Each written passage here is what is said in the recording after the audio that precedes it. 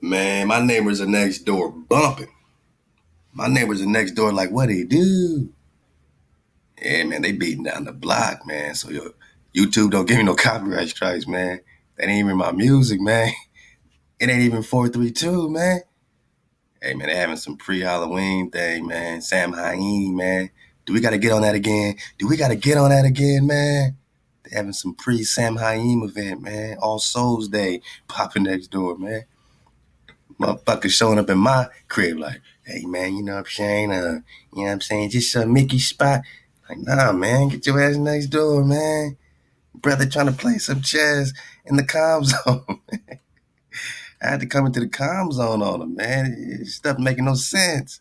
I gotta move nights around here, man. I gotta move fast, man. What do you want to do? Oh, okay, homie. I'm backing up, though. I'm backing up. All right, man, let's do it, man. You know what I mean? Oh, okay, he's gonna check my thing. Yeah, back up, man. Oh, you gonna get my queen? See how they try to creep? They're always trying to creep on our queens, man. They always. Oh, I almost got my queen. I almost got my queen snatch talking to you. Yeah, I'm gonna back up, man. They coming kind of crazy on the bro. They coming kind of crazy. Oh, okay. So you just want to play? You just, back up, man. You know what I mean? They always try to push our queens around. Nah, man, I'm in the calm zone, man.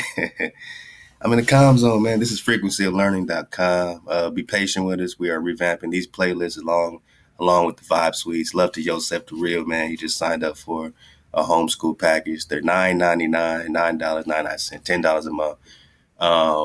And typically it'll be like this, man. It's like brain activation games. And they can choose their 432 playlist, you know what I mean? So that's kind of like the whole thing. Oh man, let me get my flower power. I'm talking flower power. Oh man, so shot flower power. Yeah, man. Sometimes you gotta get your flower power on. You know what I mean? It's all happening. It's all happening. It's all happening. It's all happening. Yeah, man. My children love it. They come in here. They choose their playlist. Harp music, guitar music. You know what I mean? We got the kids bop and all that. We're just revamping it right now. So sign up for it. It's only $10 a month for all the homeschoolers, or if your child go to school, they just want to, come home and just do their homework.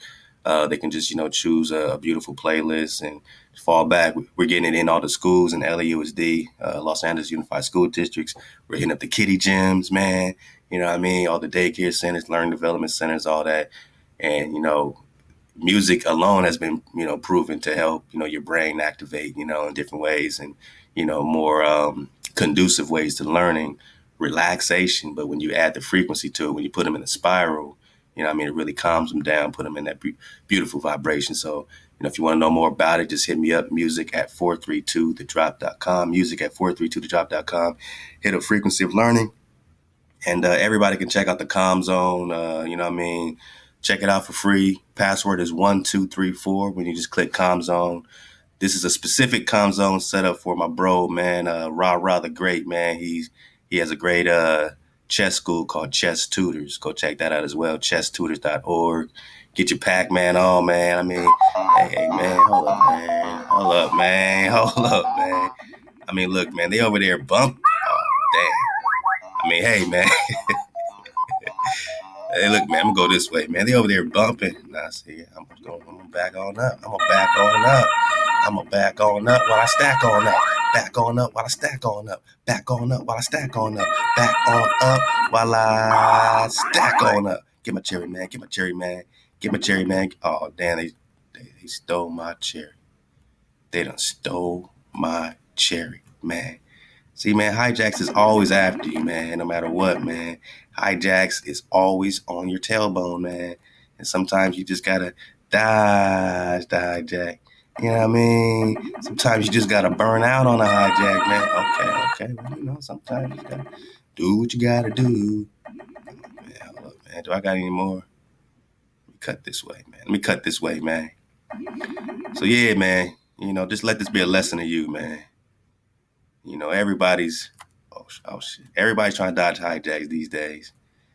And hold on, man, I gotta concentrate. I can't, I'm trying to multitask, but I got some hijacks, you know what I mean? Oh, shit. Hold on, man. I got one more life. Man. I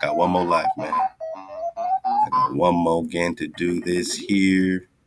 Okay, let's cut up here. Oh, damn. All right, man. That's the comm zone, man. You know, I'm not that good at Flash, man. I'm good at Pac-Man, but not really Flash, man. You know what I mean? Yeah, they got the word search, man. We got the word search.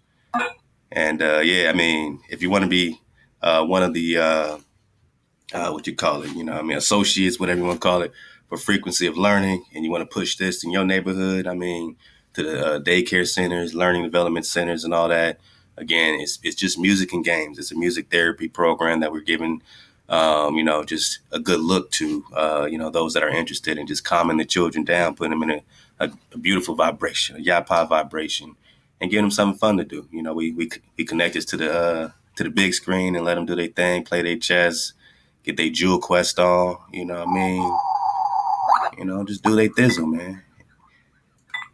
And instead of sending Tommy to the to the principal's office, Tommy come in here, play some hangman, you know, get some words, you know, do his thing, and just kind of calm down, man. You know, might just draw some lefts, you know what I mean? Might just draw some bat. You know what I mean? Just do your thing, man. You know, just do your thing, man. It's all happening. You can get your you know, multiplication enhancement on. Do what it do, you know. Go ahead and laser beam some hijacks out the sky. This is helping my 4-year-old, you know, learn multiplication already, man. We got little typing games. Oh, man, hold on, man. All right. Yeah. Come on, man, let's go. Let go. Oh, there we go. Yeah, little keyboard games. They can, you know, learn to get nice on the keyboard right quick. Get they typing on, you know. Get they typing on. Get they typing on, you know. Bang. Get their mathematics up. But really, it's just to calm down. Really, it's just for them to calm down and relax, you know what I mean? And, you know, you can have your 432 hertz flowing while they do that. And that's the beautiful thing about it, you know what I mean? Simon Says, I mean, everybody loves Simon Says. Everybody loves Simon Says. Man, hold on, man. I messed up already, man. But everybody loves Simon Says. Love to the bro, man. Rah the great, man. He has a great chess school. This is his brother Ali, actually. You know what I mean? They're associates, man. Young children, man. Guardians, man. Yeah, I mean, I love this fro right here, man. He's killing it. Man. Yeah, man. Check out chesstutors.org. They're in the schools, especially in the LA area. But also they have online joints, man. So love to my bro Rashim, the dream, man. For real. And this is where all the playlists normally would be. It's not my fault, man. Podsnack is our normal third party for our playlist, and they just went gone, man. They just got gone, man. So we can't recover those playlists, so we got to rebuild them. So I appreciate your patience. And, you know, even if you don't have children personally, man, you could always buy it for somebody else. All you're really getting is the 4-digit password, you know what I mean? And if you want a custom suite, we can, you know, do that for you as well. But just for the 4-digit password, it's only $9.99, man. And, you know, it's also supporting our infrastructure here, man, as well, man. So it's a great way to support the drop, digging on frequency of learning, man. Come learn and vibe. Again, we just call it the Comm Zone, man. And, you know, some great schools that already participate in the LA area. You can roll, sign up for free. You can learn more about what is 432 hertz. They got a John Hopkins study, music as a classroom modifier. You know what I mean? Come in here and get the drop, you know, in case you want to know more about 432. We put a lot of information up here for you as well. And you can just sign up right here, you know, on the joint. You can go sign up on 432thedrop.com as well. You know, I'm just letting you know what's popping, man. For Frequency of Learning is a community-oriented behavior and learning assistance network addressing youth attitude and retention with the calm and mathematical frequency of music. Music based on the natural tone A equals 432 hertz is proven to strengthen the auditory, visual, spatial, and motor areas of the child's brain. These areas are important to speech, language, reading comprehension, math, and brain organization. Scientific research shows that children and teenagers listening to music in this calming vibration have better attentive skills and perform better on standardized tests. Listening to 432 hertz music tuning changes the way the brain processes information and helps us absorb, retain, and retrieve information better. Frequency of learning. Dig on it, my man. Dig on it. Sign up. Get the drop. Do your thizzle. Packages for schools, businesses, homeschooler package, you know what I mean? Bang, bang, do the monthly, do the yearly, you in there, man. And the frequency of enjoy the mushrooms, man. It's just a mushroom show. It's just a flow. And yeah, man. All right, man. All right, man. You know what I mean? Let's go ahead and continue where we left off. We in spirit science, sacred geometry, man. And yeah, I get it, man. Of course, we know where he's coming from, where they're coming from, and this thoughtism. They're trying to do all these dualities. Yeah, evolution is just like this, and yada yada. We know how to dodge all that. Again, we're just talking the Platonic solids and this mad drop in it that we can always extract because they just put a lot out, and you got to have a 360-degree perspective and dodge all hijacks at all times, man. Love to the bro natural by law. Love to all Drop Nation. Yo, man, if you're getting in replays, holla, replay. If you're over there in the ether, you downloaded the app. All right, download it for free. Be in the ether 24/7. We're just dropping replays and just throwing some callbacks out there, having a good time, mixing it up. We're back live November 15th. All right, November 15th is a Shabbat. We're coming hot for the Shabbat show. Can you dig it? Hey, hi, man, to all the ether squid-eyed for making this dream, man, reality. You know what I'm saying? And I appreciate every one of you for all your energy. You know what I mean? And, what I'm saying? Just keep supporting the flow. Become a Dragon sponsor on the wall. You know what I mean? That supports the whole Ether Squad and the whole community of educators, man, over here in Drop Nation. So, Ahchwa the Drop Nation. Ahchwa the Drop Nation everywhere. You tuning in. You in the UK. You in China, man. You over there in Africa, man. What it do, man? We in Africa, too. What it do? You in Australia? Huh? You in Canada? Man, you all across the plane. I love y'all, man. This is Ahchwa. I'm falling back, man.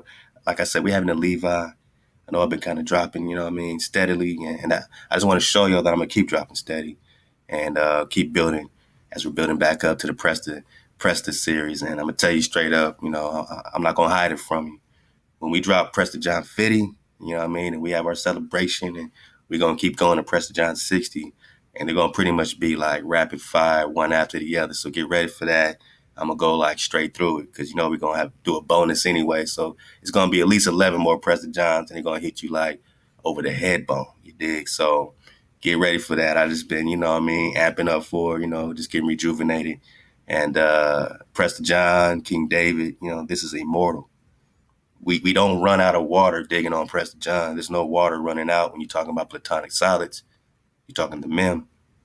The water flows. Drop Nation flows. I mean, we've been witnessing it for how long? How many years? We just now scratching the surface on things. And every time I say, man, I'm going to drop this YouTube and just be in the ether 24/7. That's my dream, man. My dream is to fall back, be live on 432 The Drop Radio, and just be, addressing our tribe across the plane. You know what I mean?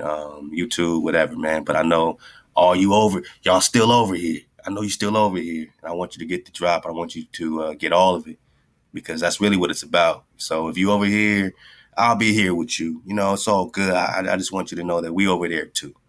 We got a secluded little alcove, man, over there in the ether, man. Getting in drop chatter. Hey, out to everybody in the drop chat room, dropping that drop. I appreciate y'all. I see y'all. Know I ain't been in there the last couple of days. I just been really Levi, man. When I say I Levi, drop Levi. Drop no Levi. I'm making mad transitions behind the scenes. But I appreciate all y'all for your energy. You know what I'm saying? For your Yapa energy. And even the bad energy, so-called bad energy, I appreciate you too. You know what I mean? I appreciate all of y'all, man, for all the energy because the bad energy, just gives me the opportunity to level up. All the negativity gives us the opportunity to level up every time and to crystallize and to get it right. You know what I'm saying? It's beautiful when you when you could spar, you know what I mean, and sharpen up, man, sharpen your jab up, sharpen your movement up, you know what I'm saying, sharpen your defense up. So even the hate or the bad energy or the dislikes or all that kind of stuff, you know, I mean, it's it's what it is, you know what I mean. This is what this platform allows, you know what I mean. I just want to thank y'all, you know what I'm saying, for real, because man, y'all turned me into a fire breathing dragon, man, and I appreciate that. So, hey, man, allow Shabbat Shalom to the home team. Let's pick it up right here, man, in Spirit Science Movie. And let go. DNA. What does this really mean? The portions of the DNA chain that science has presently identified as the double helix represents only the surface portions of the chemical, elemental, and electrical components of the active DNA strands. Science has yet to understand the multidimensional spectra of DNA manifestation, though we are beginning to remember. The human DNA imprint will always appear from external analysis as a two-strand double helix configuration in 3 dimensions. What is not understood is that within the double helix there are, and will be progressively more, additional double helix strands which fuse together. As our understanding evolves into the multidimensional spectra, the understanding of the structure and function of DNA will progressively advance. A team of Russian researchers working with DNA started a project to progressively learn more about DNA by combining forces with linguists, and have dived into the unknown of the 90% of junk DNA which we currently embody. Their findings are evolutionary. According to them, our DNA is not only responsible for the construction of our body, but is also used as data storage and in communication. They learned that the 90% of DNA follows the same rules as all of our human language. The way that sentences, paragraphs, and chapters work in a book is the same way that our DNA works. This is the first double helix strand, the one that Western science looks at, which is basically like a sentence of DNA. However, if you step back and see the bigger picture, you begin to see the paragraph. Stepping back further and you see the chapter, and so on. These larger and larger strands span through the different frequencies of reality, the different dimensions, which makes them harder to find in our modern science. Western science, instead of looking at DNA like this, we're cutting out pieces of DNA from here and adding them over here, which is similar to picking out words in certain sentences and putting them with other words in other sentences to see if they fit together and can make a new energy, a new idea. This is the nature of our junk DNA, of which Western science just didn't understand for the longest of times. The DNA isn't junk, it's just misunderstood, and also not as used right now because of our dense level of consciousness. However, Junk DNA. Hey, man, they bumping next door, man. They are bumping next door, man. I ain't lying. Chef Candy, is they bumping next door? They bumping next door. They're bumping next door, man. I see them literally doing the bump next door, man. I thought somebody called the Johnnies on them because they turned the music way. You know what I mean? You know, we already had a conversation about this. So, you know, we've been talking. The baby's still asleep. And my baby's still asleep. I said, man, that's a real naga right there. He know how to keep it. All my babies actually sleep through this, man. It's kind of crazy. All right, y'all, man, let's get back to it. Junk DNA, all right? We know that this is all the shit that they ain't really, you know, fine. It's the greater light. Remember, thought can only go so far. So we know this cat is all rocking with thoughthisms and dualities. We're talking unity, not duality. That's the difference between thought, you know what I mean, and the creator. You know what I mean? One is duality and matrix and synthetics and all this shit. They're trying to play God. Another is oneness, wholeness, unification. You know what I mean? One source, one power. You know what I mean? So that's all we talking about. So when they talk about the unification of the junk DNA, we're just talking about, man, surfing the wave. Can you dig it? We are beginning to activate and reawaken our DNA through our ever-expanding consciousness and our desire to know more. The very awareness of this DNA is what is activating it. Awareness of our higher selves and our connection to the all and the interconnectedness to each other. We are directly connected to the earth as well and exist as a part of it, kind of like a child in its mother's womb. If anything happens to the mother, it creates an energetic imprint that affects the child. The earth is our mother, hence the name Mother Earth. Our morphogenetic field exists. Stop. Hold up, man. Hold up. I mean, this reminds me of the ley line, dragon line, but go back and listen to what they're saying about the mother, because this is really the secret to the magic, the imprint that they put on us, man. Hold on, man. Let me get it back about 45 seconds. Them with other words in other sentences to see if they fit together and can make a new energy, a new idea. What? This is the nature of our junk DNA, of which Western science just didn't understand for the longest of times. Hold on, man. The DNA isn't junk, it's just misunderstood, and also not as I need to back it up. DNA by combining forces with linguists, and have dived into the unknown of the 90% of junk DNA which we currently embody. Their findings are evolutionary. According to them, our DNA is not only responsible for the construction of our body, but is also used as data storage and in communication. They learned that the 90% of DNA follows the same rules as all of our human language. The way that sentences, paragraphs, and chapters work in a book is the same way that our DNA works. This is the first double helix strand, the one that Western science looks at, which is basically like a sentence of DNA. However, if you step back and see the bigger picture, you begin to see the paragraph. Stepping back further and you see the chapter, and so on. These larger and larger strands span through the different frequencies of reality, the different dimensions, which makes them harder to find in our modern science. Western science, instead of looking at DNA like this, we're cutting out pieces of DNA from here and adding them over here, which is similar to picking out words in certain sentences and putting them with other words in other sentences to see if they fit together and can make a new energy, a new idea. This is the nature of our junk DNA, of which Western science just didn't understand for the longest of times. The DNA isn't junk, it's just misunderstood, and also not as used right now because of our dense level of consciousness. However, we are beginning to activate and reawaken our DNA through our ever-expanding consciousness and our desire to know more. The very awareness of this DNA is what is activating it. Awareness of our higher selves and our... Awareness. Activate. When we talk 432, we're talking vibration awareness, man. If you don't get nothing else we talking about, if you don't get none of the other drop, if you trying to say drop, what is it all about? Vibration awareness. The awareness is the activation. Man, real spill. The awareness is the activation. And I also believe that the awareness is your defense from the hijack, because even when they're still bombarding you with frequencies, you being aware is putting your defenses up. It's raising your Dracan Qua. Awareness activates. Listen to it again. Them with other words in other sentences to see if they fit together and can make a new energy, a new idea. This is the nature of our junk DNA, of which Western science just didn't understand for the longest of times. The DNA isn't junk, it's just misunderstood, and also not as used right now because of our dense level of consciousness. However, we are beginning to activate and reawaken our DNA through our ever-expanding consciousness and our desire to know more.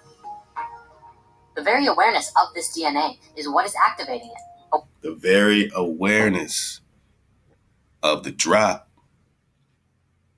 is what's activating it. Remember, we talked about the double slit experiment, quantum mechanics, and they said, man, what's the,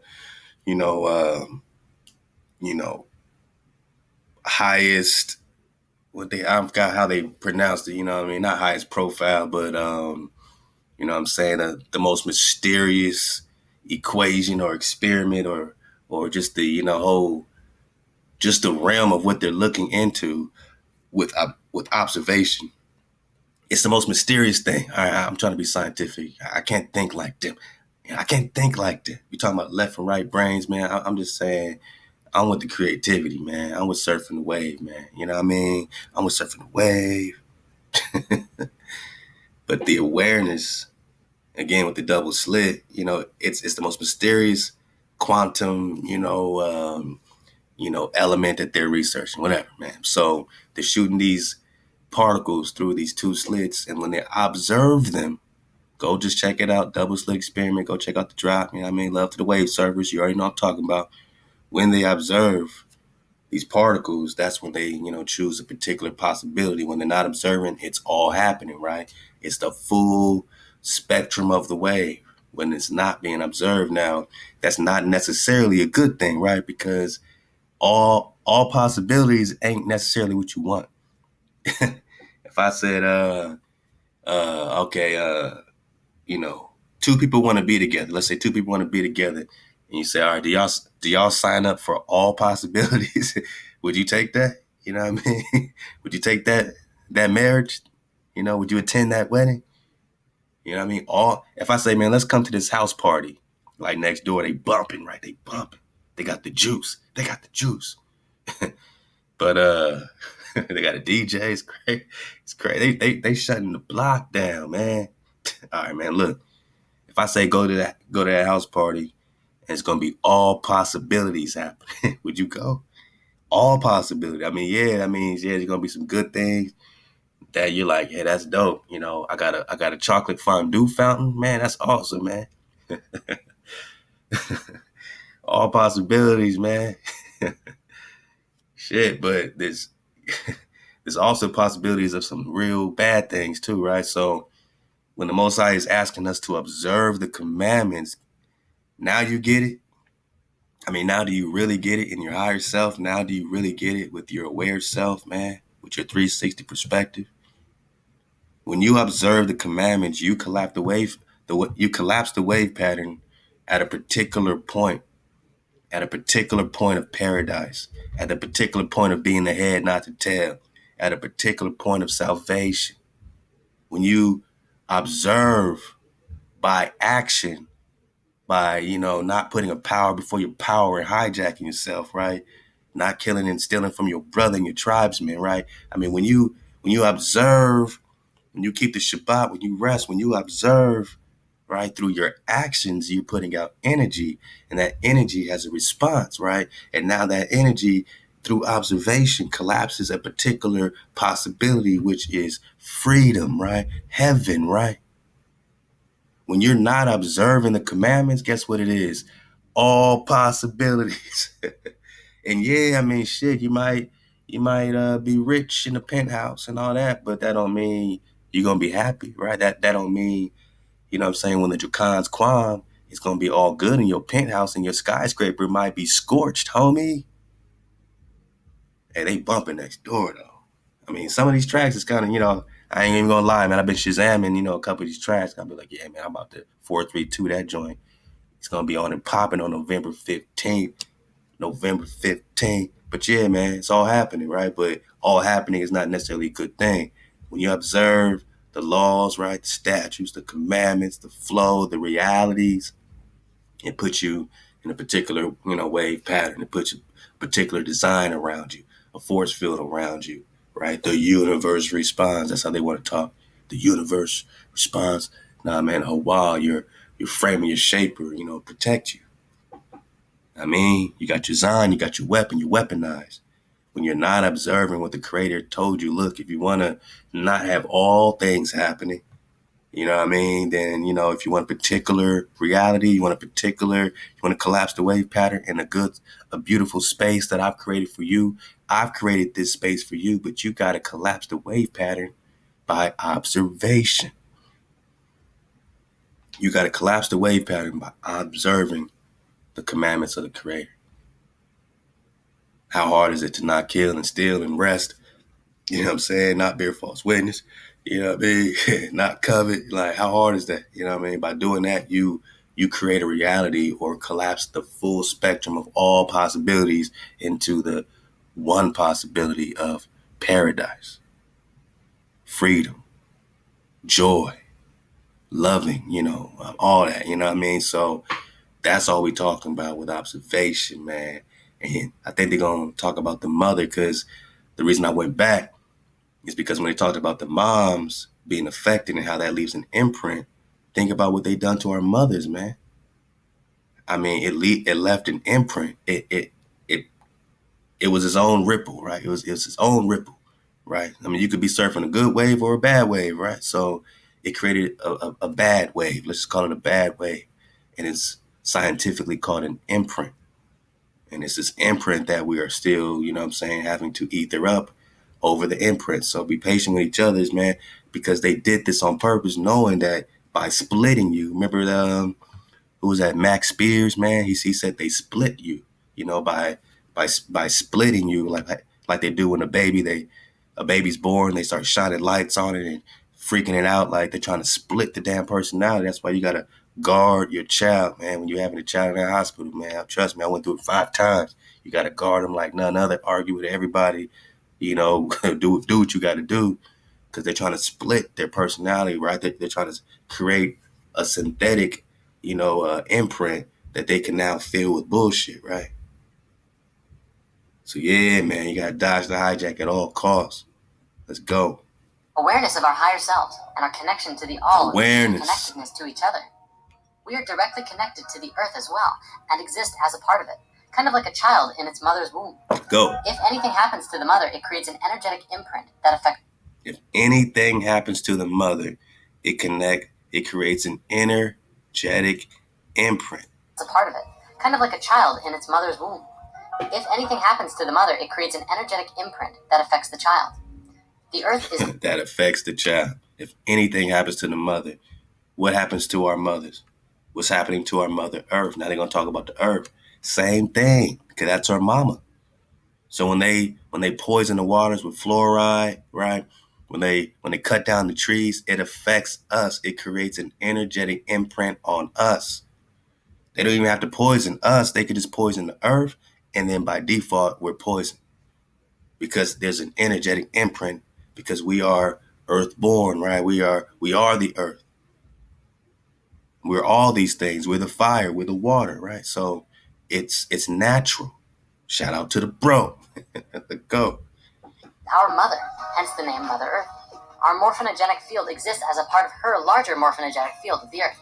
If something happens to the Earth's energetic grid, then we inherit these problems into our own. If anything happens to the Earth's grid, ley lines, dragons, they're slaying the dragon. Remember the Cadmus? Remember the alchemical dragon, right? They're slaying the dragon. They're slaying the Earth. They're slaying the dragon lines. They are doing their own Christ-conscious grid, thoughthism, duality grid. That's when you got these pyramids in 440 to create their own matrix. Remember the Bell Laboratories experiment?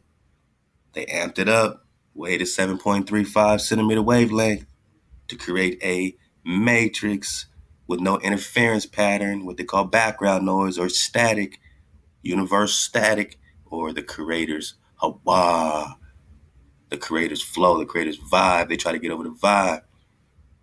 Anything happens to our mother, this is so important, man, because this is everything. Everything. And also not as used right now because of our dense level of consciousness. However, we are beginning to activate and reawaken our DNA through our ever-expanding consciousness and our desire to know more. The very awareness of this DNA is what is activating it. Awareness of our higher selves and our connection to the all and the interconnectedness to each other. We are directly connected to the earth as well and exist as a part of it, kind of like a child in its mother's womb. If anything happens to the mother, it creates an energetic imprint that affects the child. The earth is our mother, hence the name Mother Earth. Our morphinogenic field exists as a part of her larger morphinogenic field of the earth. If something happens to the earth's energetic grid, then we inherit these problems into our own grid. Our energetic anatomy is exactly like the earth's, with chakras, meridians, axiotonal lines, and DNA. If something happens to the planet's grid, then that affects every person's DNA on the planet. We are at a very important point in history right now because we are remembering how to regenerate our original organic imprint for health. We don't even need science and fancy equipment to do this. We're just required to learn how to use what we came here with. By moving into a space of love and light, opening and living from the heart, and living in a place of emotional stability and health, you can once again reactivate your light body, and in doing so, choose up. We just say choose up. Activate. Reconnect with the higher frequencies of your being. Energetic blockages will reveal themselves as problems in your own life. Depression, anxiety, temper rages, or personal problems in your life which are causing stuckness or driving you down a path of chaos or disruption are also energetic blockages. The Institute of Heart Math has shown that generating sustained positive emotions facilitates a body-wide shift to a specific scientifically measurable state called psychophysiological coherence. Let's break this down. Psycho comes from psychological, which means mental and emotions, and physiological means body.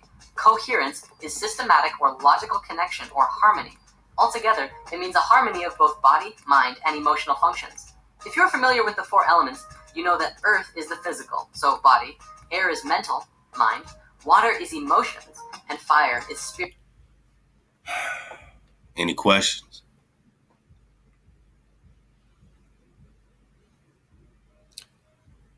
When they poison the earth, the actual land, right?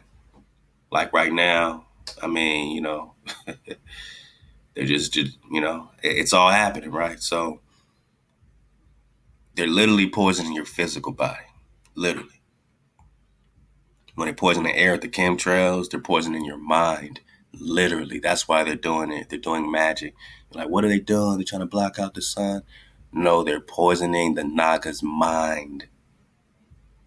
Because it's going to affect us much more. It's supposed to, but our awareness is creating a defense. Uh-oh. When they poison the water, they're fucking with your emotions, man. Why they putting fluoride in the water? To fuck with your emotions, man. You dig? I mean, what's all this, all these, man-made, energy directed fires popping off, you know what I'm saying? So you're seeing all happening right now. I mean, California's on fire, man, right? California's on fire, they say, right? So that's your spiritual, energetic energy. They're literally fucking with your, with your literally spiritual energy, with your spirit, your ruach. But they're doing it all at one time, right? While they do that, they're poisoning the earth. While they do that, I mean, look at all this Monsanto, all this synthetic GMO crops. Just think of it like that. All these strange fires and aluminum, barium, in the air, fluoride in the water. They're doing the quadfecta on us. And this is supposed to affect the dragon more than anything, right? Let's go. Spirit. Heart math has scientifically shown now that positive and healthy emotions bring 3 of those elements into coherence. And although they don't look at the spiritual aspect, I don't doubt that the fire element also comes into harmony. In an experiment done at the Institute, they hooked up scanners to an individual who was subjected to very chaotic emotions. For 300 seconds, they measured the respiration, heart rate variability, and blood pressure rhythm. After this time, the individual on the scanners did a technique on himself which they have dubbed the Heart Math Quick Coherence Technique, which activated a feeling of love and appreciation. Instantly, all 3 of the rhythms came into entrainment and harmony with each other, and stayed in harmony for the remainder of the experiment. One important note to stress is that cohesion is not relaxation. The process of relaxation is a low-energy state in which the individual rests both body and mind, typically disengaging from cognitive and emotional processes. In contrast, coherence is experienced as a calm and balanced, yet energized and responsive state of being that is optimal for mental acuity, focus, problem-solving, and decision-making, as well as the physical activity and coordination. So coherence is the natural state you want to be in all the time, unless you're relaxing. That's good too. So how does one get into this state of cohesion? Breathing. Your breath is intimately connected to your heart rate and your heart in general. And if you ever find yourself in a very chaotic How does one get into coherence, right? Again, look at the balance right here. Respiration, heart rate, variability, blood pressure, rhythm, right? How do you get into the coherence, into the unity? Listen again. And harmony with each other, and stayed in harmony for the remainder of the experiment. One important note to stress is that cohesion is not relaxation. The process of relaxation is a low-energy state in which the individual rests both body and mind, typically disengaging from cognitive and emotional processes. In contrast, coherence is experienced as a calm and balanced, yet energized and responsive state of being that is optimal for mental acuity, focus, problem-solving, and decision-making, as well as the physical activity and coordination. So coherence is the natural state you want to be in all the time, unless you're relaxing. That's good too. So how does one get into this state of cohesion? Breathing. Your breath is intimately connected to your heart rate and your heart in general. And if you ever find yourself in a very chaotic mental state, take a few seconds to step back of what's causing the chaos and focus on your breath. Take long and deep breaths. All right, so we're just talking breath, right? We're just talking breath, man. And when we go back into that Hebrew chart, we know we're just talking the 5th and the 6th letter. And we know we're just talking breath, man. So when you get to that 5th letter, right, you got that L, right? That Aleph, right? So you got that strong power, that leader going into your family, your house, man, your bat, right? Then you got your gam, you got that foot, right? Looks like almost like a check mark. It's a foot. You're walking now that you're walking together with your family under that leadership, right? That strength, that power. You go through a doorway. This is how Hebrew's a story, and you can relate it on different levels, man. You could talk about the house being your body. Now we're talking about our bodies, right? Now we're talking about our mind. You talk about your house being your pineal gland, right? Your throne room, dragons in the throne room. However you want to apply it, it applies. You walk, you gather, right? You move like the Exodus, right? You could apply it to the Exodus, and then it's, following this cloud by the day and fiery pillar by the night. You got your hey or your ha. Your what? Your breath. This is, your cohesion, coherence he's trying to talk about in the duality. He's just speaking out the universal duality. I just had to bring it back to the one, the framer, the shaper, the wah, wah, wah. Your security, man. You ain't got no wah. You ain't got no security. You can't hijack the sixth letter of Hebrew, man. You got security or you don't got security. You got security or you don't got security. But when you walk through that door with your family that gathers, you walk through this entrance and there's a revelation revealed. Wow! You got your security. Hawa. Zan is what you get next, which is your food, man, your nourishment, your cut off day, your Shabbat, right? Your cut off Zan, right? Right? Then you keep it flowing. You keep the water flowing. We're just talking about the breath of security. So get out the duality, get into reality, the oneness, right? The Hawa, the unity. That's all we're talking about. They bump. The Institute of Heart Math doesn't put too much focus into particular breathing techniques, but they put an emphasis on using your breath as well as positive and loving emotions to bring you back into a state of cohesion. They say that it's not super necessary to put focus on your breath all the time, but it is very helpful to bring yourself out of chaos and back into alignment. Let's go. From a spiritual perspective, and if you're working towards that, breath is very important. However, breath is another huge topic, and I personally recommend focusing on your breath during meditations.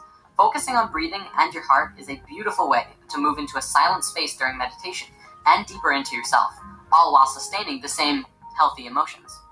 Now, throughout ancient history, across many, many religions and belief systems, the heart was always considered a center of the being, the source of spiritual wisdom and insight, thought, emotion, and connection to the divine.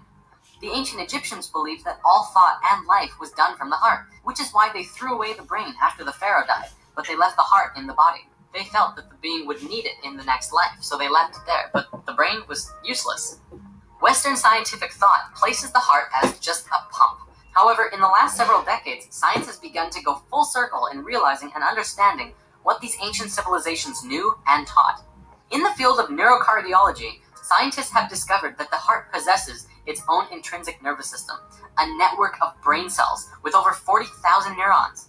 This gives the heart the ability to independently sense and process information, and make decisions, even demonstrate a type of learning and memory.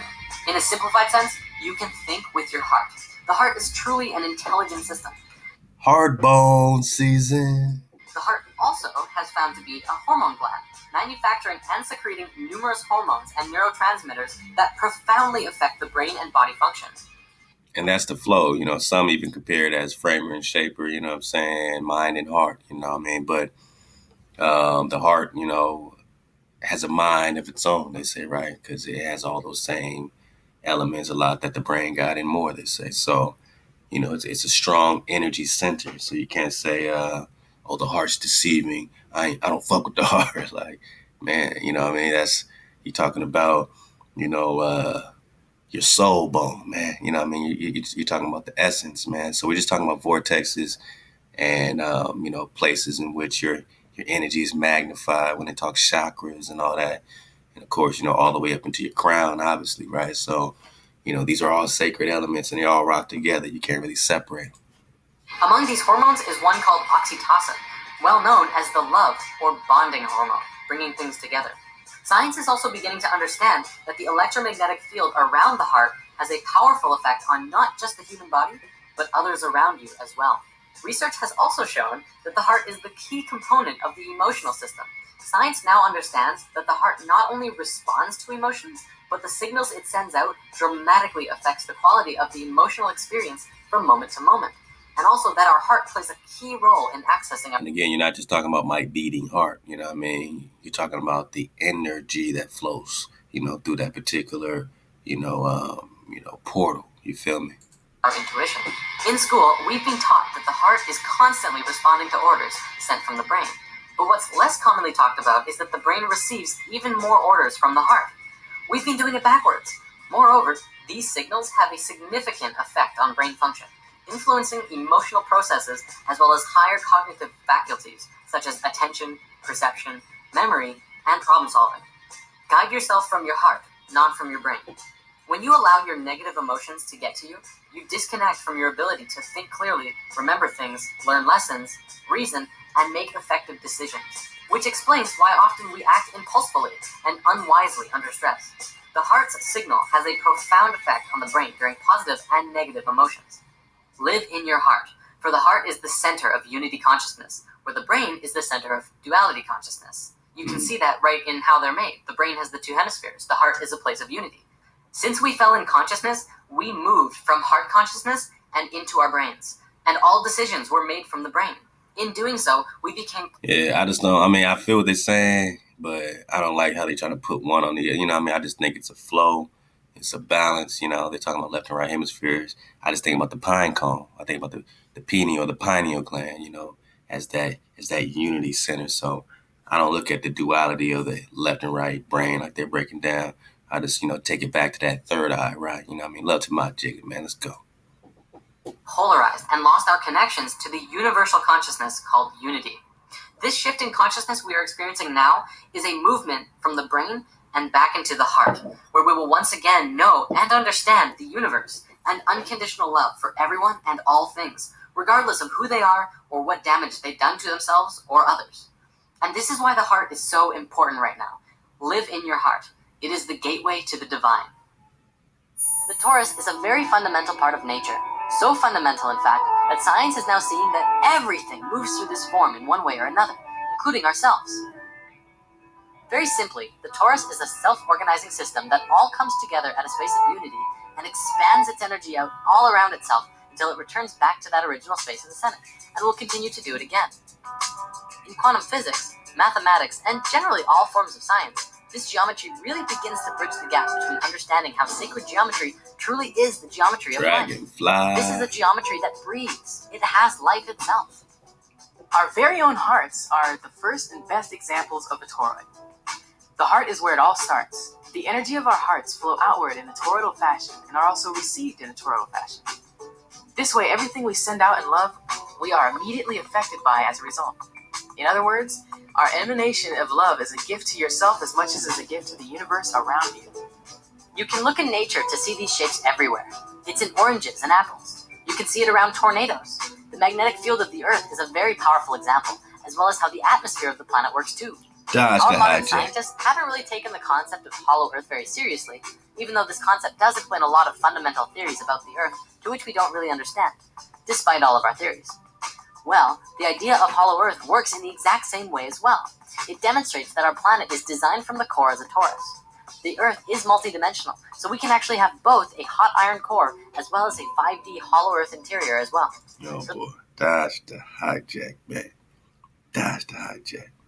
I ain't got nothing against spheres, you know what I mean? Like when you want to talk, fields of realms and different things, but don't tell me we're on a ball, spinning ball, man. We're going to be coming in hot with a whole new flat drop series, so look for that probably following the Presta series, man. Let's go. For those who want to learn more immediately, check out Hollow Earth HD on YouTube. Moving on, we all know the fundamental principle of the universe of as above, so below. Well, this torus is even found at the size of galaxies. Atoms even have this very geometry as well. It's quite literally everywhere.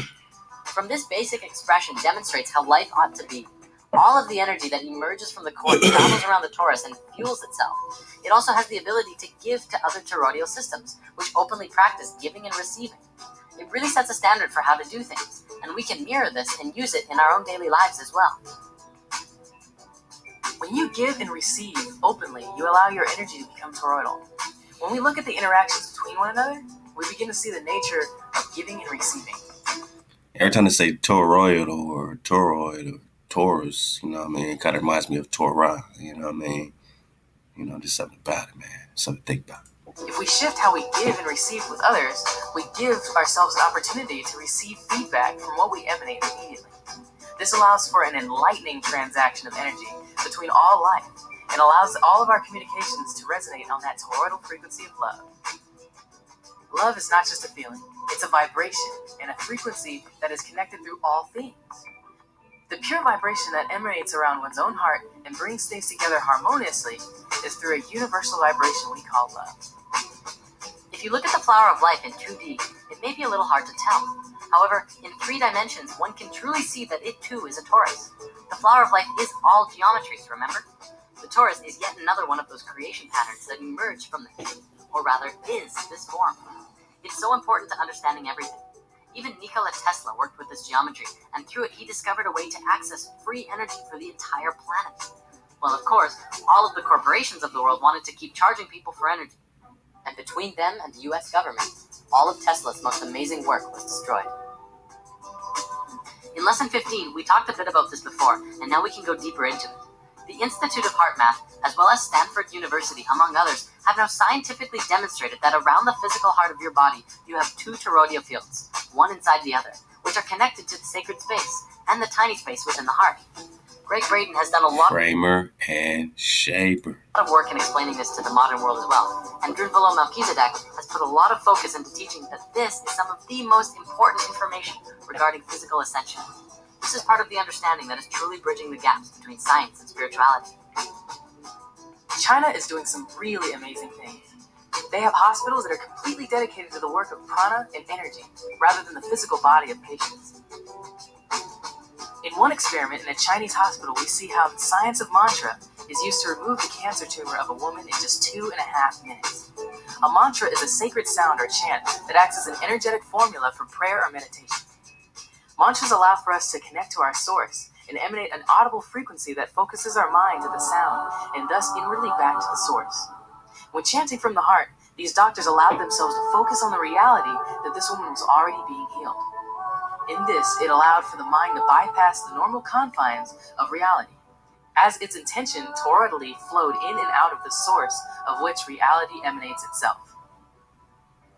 For everyone who has been skeptical of the idea of self-healing through intention, this video is proof that it's not just a plausible idea, but it's very, very real. We need only understand why it works and how it works. To come from a skeptical place and try, you will only see skeptical results. To come from a pure and true space, anything is possible.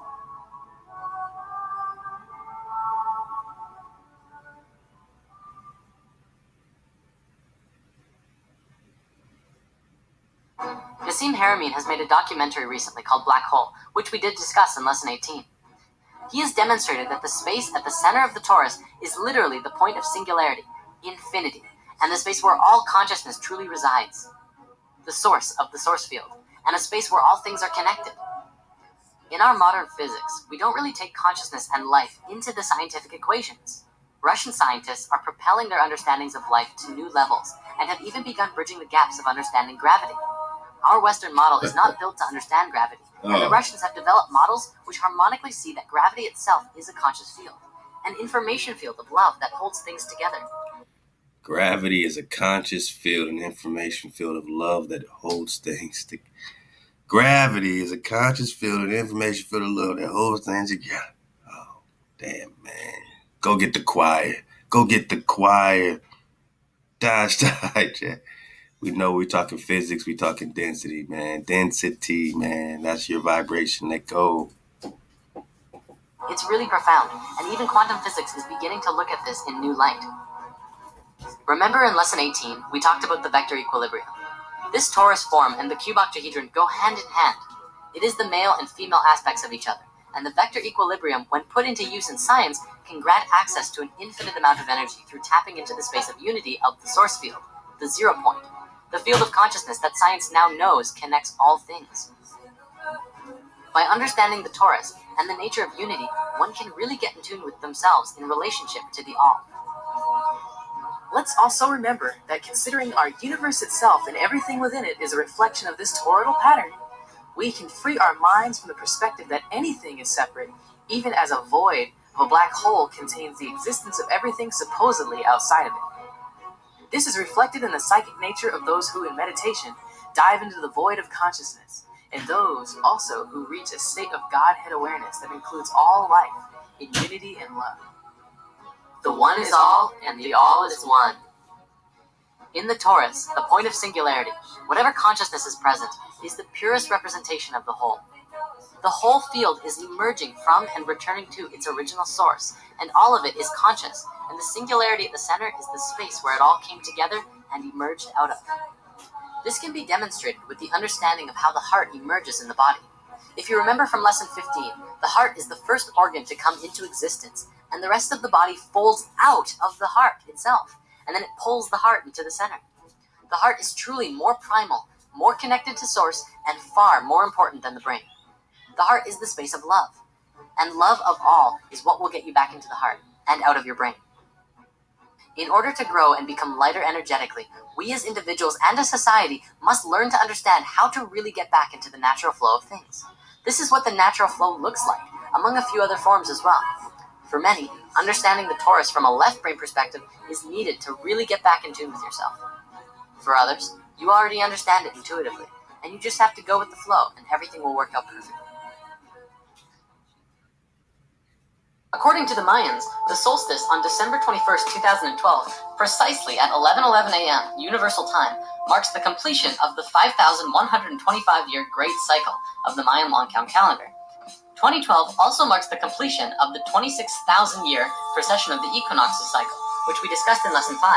According to the calendars, it also signifies the end of a 144,000-year cycle, a 78,000-year cycle, and a 26 million-year cycle. All right.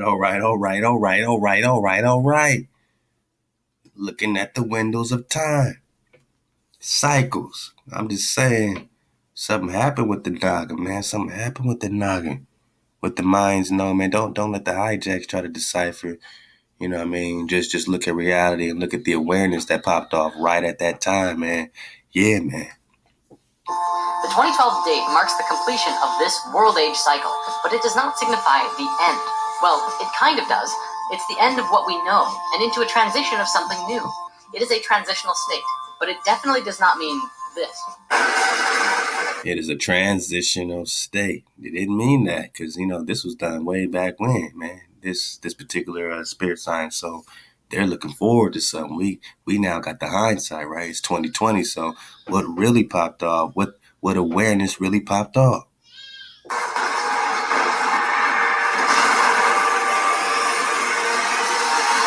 We need to understand that the 2012 prophecies are signaling to us to wake up and realize that these times on Earth... Wake up who? Who woke up? ...are very important. Hey, I know who woke up, man. My little homie just woke up.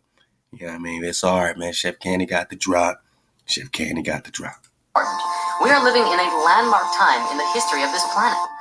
We are collectively, as a species, approaching a crossroads that is calling out to us to participate in our fullest capacity. Let me show you a diagram to try and demonstrate just how important this is. First, this is how DNA works. See how you can basically map it out like a story? Here's the beginning, which could be seen as creation, or a start of a cycle. And then it moves outwards, expanding and moving into all potentials, until it reaches its peak in the middle. It stretches far out and then begins moving back towards the center, back to its source. But it will be a new space that it now exists in. Then it returns back to a center point, where it ends, or transitions, into a state where it expands out once more, continuing its infinite cycle of expansion and contraction. One could also say that it moves through the chakras, moving from a low frequency to an incredibly high frequency, where it moves through the chakras, so you got low to high, so where we at now? I mean, and do you believe that this just keeps going on forever, repeated cycles? You know what I mean? That's more the figure eight, man. Dodge them eights, love to the 10th floor. Can you spiral above whatever, the collapse wave pattern is of this cycle? Because the cycle ain't necessarily all possibilities. It seems to be like fixed possibilities. You know what I mean? If you got to keep returning and cycle, then it's not all possibilities. It's a fixed pattern. You know what I'm saying? So how do you get off of that loop? How do you get out of that loop, right? Don't let these fools get you in no loop, man. You spiral up, man. We 9 above. Where it will unite and transition out once more. Now think of the human species like this, and 2012 being that point of unity where everything comes together, right before starting off again and expanding out into But something. we know it all came together, right? So something came together. You see this cross, man. See this tile? So whenever you hit the tile, bang. Now, you could be on the same frequency of not observing, you know what I mean? Or you can start to observe a particular pattern or possibility that, gets you back in the 9, get you back in the spiral. So just look what they doing. All right, the fall of Atlantis, bang. Rise of the Sumerians, bang. And now it's a cross. Now what happened with this cross? What happened with this cross? What happened with the cross? What's happening in 2024 with the great American eclipse crisscrossing over America? I mean, we got to see clearly. Something new and different. This is basically what's happening right now on Earth. But there's a catch. We have absolutely no idea how we're going to expand out because there are so many potentials with what's happening on the planet right now. Because when you observe, hey, there's a whole nother potential that puts you on a whole nother diagram. You know what I'm saying? We over here ethering up, man. We can leave the hijack behind. Y'all can loop all you want to. Loop-de-loop in your figure 8 all day long.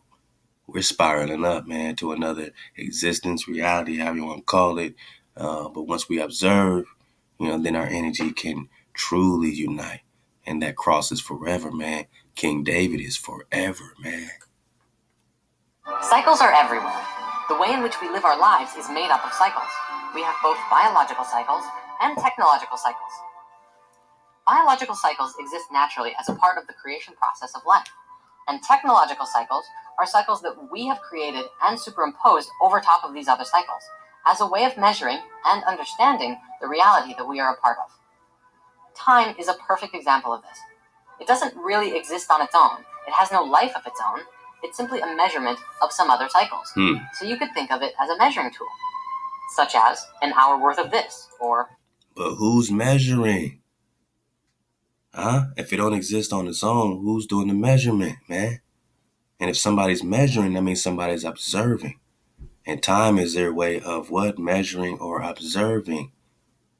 Just like their technological shit, right? Fall of Atlantis shit, right? So when they're observing, they're collapsing the wave pattern to their particular, promised land, right? So now you're in, hijack heaven because this is hijack promised land, right? You're in the hijack promised land, man. Wakey, wakey. You're in the hijack promised land. They're collapsing. They're observing through time or what? Saturnalia. They're doing Samhain right now. But Saturn is what? The father of Zeus, Zeus, Jupiter. Come on, man. It's wakey, wakey season, man. It's too late to be hijacked, yo. It's the 4th quarter, man. The ball's right out in front, man. Just swing, man. Swing, batter, swing.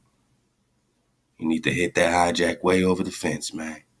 Go ahead and do your lap around the bases, man. Because we waiting right here at the home team, man. We waiting right here at home base, man. Round 3rd, come on, let's go. I'll meet you at 6. In the past, we might have said it differently. Let's gather again at the 2nd moon cycle. Let's get more into examples of technological cycles. Take, for example, our calendars, seconds, life cycles of video game consoles. Some of them, like our year-long calendar count, is our interpretation of a natural cycle, the Earth spiraling around the sun. Others, like the sun spiraling around the Earth, reverse the curse. Video game consoles are completely based on our modern world, current technology, the economy, buyer's demand, and what have you. Biological cycles are nature. They happen in relationship to each other and are much more harmonic than the cycles that we've created. They are natural. The tree doesn't think, is it time to bear fruit yet? I'm just not sure. I think I'll hold off because I'm afraid no one's going to eat the fruit. Right? In nature, the tree just doesn't. It knows by its inherent instructions what it's supposed to do. It's by its natural design. Other cycles in nature are like solar and lunar cycles, the 4 seasons, and bears that hibernate. Notice too, with the information from lesson 16, you could map it like this. There are smaller cycles within the larger cycles. Like our celestial cycle, we find it broken up into the 4 seasons. And inside that, we have the cycles of the rest of life on Earth, all doing their thing in relationship with each other, which are both influenced by and influence the larger cycle. Sometimes it may not seem like the smaller cycles have no influence on the larger cycle, but just imagine the story of what happened to the Martians on Mars in the Human History movie.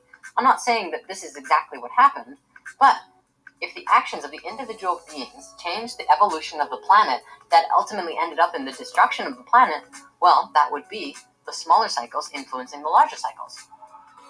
You know, it's just an idea. We also have cycles within our own bodies, such as breath, drinking water or liquids, and eating food. These cycles are a lot harder to map out because we are the ones who decide when we eat, what we eat, and how much we eat. But it actually does create effects on us throughout our days. Once again, those smaller cycles have an effect on our larger day-to-day cycles. Interesting. Our interactions with the 4 elements are constantly cycling. Fire, for example, is prana, which is happening all the time, more frequently than breath, drink, and food. You can see how these cycles become more dense and happen less often. You breathe more than you eat. Air is less dense than solid food. And so it stands to reason that a dense cycle has a longer duration. As you breathe in, you ride the sine wave up, and as you breathe out, you drop the sine wave back down. As you go about your day, every hour, minute, and second, you are breathing. That's cool right there. Hold up. Bring it back, science, man. Drinking water or liquids, and eating food. These cycles are a lot harder to map out because we are the ones who decide when we eat, what we eat, and how much we eat. But it actually does create effects on us throughout our days. Once again, those smaller cycles have an effect on our larger day-to-day cycles. Interesting. Our interactions with the 4 elements are constantly cycling. Fire, for example, is prana, which is happening all the time, more frequently than breath, drink, and food. You can see how these cycles become more dense and happen less often. You breathe more than you eat. Air is less dense than solid food, and so it stands to reason that a dense cycle has a longer duration. As you breathe in, you ride the sine wave up, and as you breathe out, you drop the sine wave back down. Pause. Inhale. Inhale. Exhale. Hey, let's do it together, man, because it's going to be a beautiful act of consciousness. Priesthood. Inhale. Just like it said in the Hebrew, right? It's the revelation. When something's being revealed, it's a breath, man. It's an inhale. Someone say, hey, man, here's your brand new house, man. You say, get the fuck out of here. You know what I mean? Now, the exhale is the word, right? The word is the sound, is the vibration, is the shaper. This is breaking down the Ahchwa. This is breaking down the creator. Every inhale is your mama. That's the feminine. Inhale. Exhale is the father. Inhale up, exhale down. Here again how they break it down. Fire, for example, is prana, which is happening all the time, more frequently than breath, drink, and food. Okay. You can see how these cycles become more dense and happen less often. You breathe more than you eat. Air is less dense than solid food, and so it stands to reason that a dense cycle has a longer duration. As you breathe in, you ride the sine wave up, and as you breathe out, you drop the sine wave back down. Sine wave, right? So what is sin? Because sine wave is S-I-N-E. Drop the vowels, right? Sine wave is sin. When they say you're born into sin, again, sometimes they call it sine and cosine and all that math stuff with, space and time. So now we're back in that time loop. Time, observation, space and time. You're born into space and time. Is born into the sine or cosine. Sine or cosine. Ride the sine wave up. Ride the sine wave down. All right. Now, we're just putting it together now. Back to the inhale and the exhale. So you got the inhale. Now notice this exhale is like a tent peg, right? You put a tent up, you're going to have to peg the tent down with these tent pegs to hold down the tent. I stretched it out, Shamayim. I stretched it out, Shamayim. I stretched out the heavens. I stretched it out like a canopy, like a tent to dwell in, like a tent. You have tent pegs. What's the tent peg? It's the wah. What's the tent peg? The tent peg is the wah. Tent peg. Add. Secure. Hook, right? Foundation. Con. The wah is the exhale.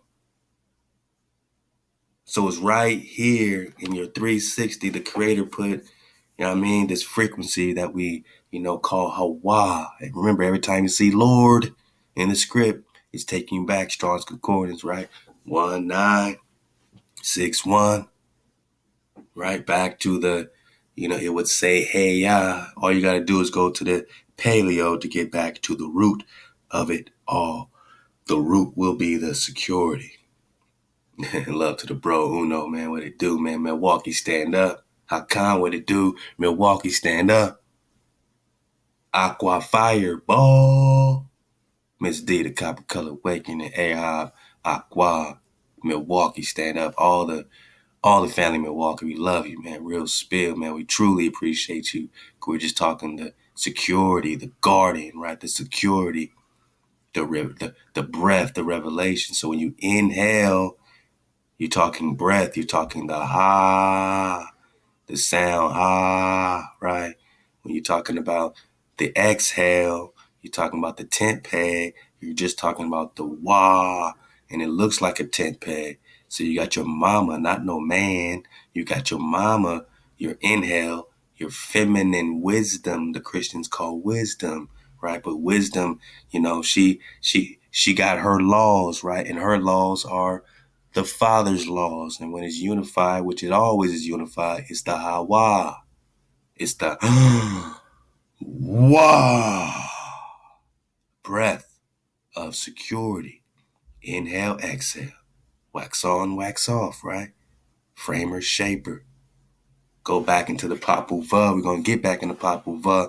Annals of the Quechua. We're going to go back to 2016 on your chest bone, man. We're going to kick the hijack in the chest. And we're going to get back in the Annals of Quechua, man. Get back in the Papal Va. Because remember, man, Friar Domenico de Vicio, this friar, this missionary who's over here reconning the Naga, he said the most frequently mentioned gods or power of the Americas, of the Indians, right? He says is the framer and the shaper. The framer and the shaper are the most frequently mentioned gods or powers of the Old Testament. No, he said this God or this power must be the God of the Old Testament. Now, this is a Spanish missionary named Domenico de Vicio, V-I-C-O, that says that the most frequently mentioned power of these indigenous Nagas is the framer and the shaper, the mother and the father. There's no separation. Religion doesn't teach you it. Religion doesn't give you the unity of mama and pops, the ha and the wah. And you can't hijack the fifth and the sixth letter, no matter how hard you try. Because I could just write it out, and all we're talking about is ha, wah. You don't see no yah. And if I don't get no yah before I get my zan, I don't want it. I'm not talking no yad, or no yud, or no yud. You know what I mean? Now we know all the letters rock, as one. But nah, this ain't no yah thing, man. You know what I'm saying? Not when you talk about the breath of security that leads to your food, your nourishment, and you being cut off from the hijack. The fifth and the sixth letter cannot be hijacked. The paleo cannot be hijacked. It's pure water. Drop Nation got that water. Inhale, exhale, wax on, wax off. Inhale, exhale, ha, wah. We just talking the creator. the frame of the shaper, the most frequently mentioned power of these indigenous people is the framer and the shaper. And he said, this must be the God of the Old Testament. So who's the God of the New? I'll wait. As you go about your day, every hour, minute, and second, you are breathing. And if you created a healthy breathing cycle for yourself, then the other cycles you are experiencing, the larger cycles, would become more harmonic naturally. If you change the cycle of your breathing, if you alter it to accommodate technological cycles, such as pollution and obesity, then once again the result is a cycle that is less harmonic with the natural order of things. Some call this dis-ease, the opposite of a natural cycle, which flows with ease. Of course, you can always correct a cycle that is in disease. Sure, it may take some time, but enough steps in the direction of a natural cycle do eventually get you back in the flow. If you start your day in a healthy way, at the start of the morning, then the rest of the day will flow that much more harmoniously. If you wake up with the sun, you ride the wave of the entire day and are more in tune with the day itself. Surf the wave, man. Surf the wave, man. I wonder if we got that popping. I'm just over here, man. I'm surfing the wave, man. Surfing the wave. We got it in the drop library. I'm just pulling it up quickly, man. So, we might actually have to pull it up in the drop library, knowing these people. They be taking down so many links. Sometimes you could just, do a quick recon. That's all we're talking about. All we're talking about is the sacred book of the Quiche. Quiche means root. Get to the root, man. Love to the bro. All right, man. Papal. This is the most sacred book of these indigenous Nagas, man. Translated. All right. And, I'm just because I know sometimes it's better to actually, see clearly with your own 360. I mean, I can tell you that Domenico de Vicio said that the most frequently mentioned power, of these indigenous people is the framer and the shaper, that this must be the power of the Old Testament, which if that don't, you ain't supposed to be reading this. You ain't supposed to be listening to this drop. We ain't supposed to have gotten this far. It's not not on the, not on paper, On paper, this is impossible that we getting on this stuff, So when we bring this up, just know that you are truly surfing the wave, and this is a wave that no one can, nobody can predict your wave. This is something that you're riding, that you've created because you are the energy of the creator. When I tell you that the framer, hold up, bigger, man. The framer, what they call it, Cuzco, or Bito, shaper, framer, or shaper. You know what I mean? Framer refers to one who makes something by putting things together, right? A meal from various ingredients. That's wisdom. You can put it together. You can create, right? That's your creative, what they call right brain. All that stuff. That's your mama. That's the wisdom. That's mama. That's Shekinah. You got your shaper, right? Your your breath. Puts it all together. Stone from adobe, woven cloth from individual threads, right? Individual threads come together. Oneness. Shaper refers to one who makes something by modeling or pottery from clay. I molded you out of clay, right? Now you got your shaper, or the sound, because once you got the inhale, then you got the exhale, your shaper, which creates a sound. And this sound is what sculpts you. This sound is what shapes you. So you've been sculpted, right? You've been framed and shaped. The framing is the ingredients coming together as one, man. Mama does that, right? Wisdom does that. The shaper refers to one who makes something by modeling pottery from clay or sculpture from carved stone, thus giving shape to an otherwise amorphous substance. So this ain't no religion to know that you are being framed and shaped by the frequency. And the energy that puts it together, that's what Solomon is praying for, right? That's what King Solomon says, give me wisdom and discernment, man. Give me mama so I can put the ingredients together, man, to, tribe up. The shaper is the Wah, right? The Wah. The Ahchwa, framer, shaper. So you put it together, that's your revelation. When mama gives you, and again, you got to dodge the hijack. We ain't talking about no man. We're talking about your mama. You come through the door, right? The door, you gather, you come through the door, you got a revelation, you take a breath. Inhale, exhale comes the sound, the shape, the security, the wah. Thus giving shape to an otherwise amorphous substance. The frame and shaper are the most frequently mentioned gods involved in the creation of the world and its inhabitants. Huh? You think you were supposed to know this? Are they pushing this in the hood, a hood near you? Are Negroes on the corner talking about framer and shaper? So don't come over here acting like you're getting something that you've heard before unless you heard it from the flow, from the wave. You know what I mean? When we talk framer and shaper, we're only talking breath of security, the revelation of foundation or foundational revelation. Either way, you're talking oneness after you come through the door together to get your nourishment, man. Hey, man, we got revelation enchiladas, man, to get your nourishment. The framer and the shaper are the most frequently mentioned powers involved in creation. So we're talking the creator, the creator of the world, and you. Not no man walking around in the sky by himself. You don't walk around in your tent by yourself, right? You got your woman, right? You got your strong sister, right? You got your flow. You got your, you know what I'm saying?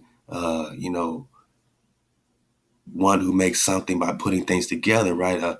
This woman makes a house a home, right? A meal from various ingredients. You talking mama, man. Wisdom, right? Shekinah.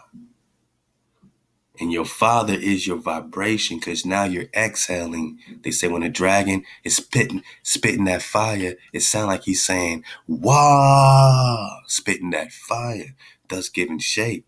Remember, we're just talking fire, water, air, earth, thus giving shape to an amorphous substance, right?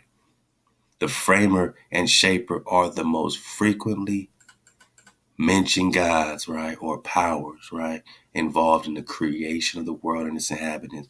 Their names imply that creation involved giving frame and shape to matter. Are we talking dark matter? Are we talking melanin? What are we talking about? That already existed. You're talking about the wave, rather than conjuring something out of nothing. So it is I am that I am.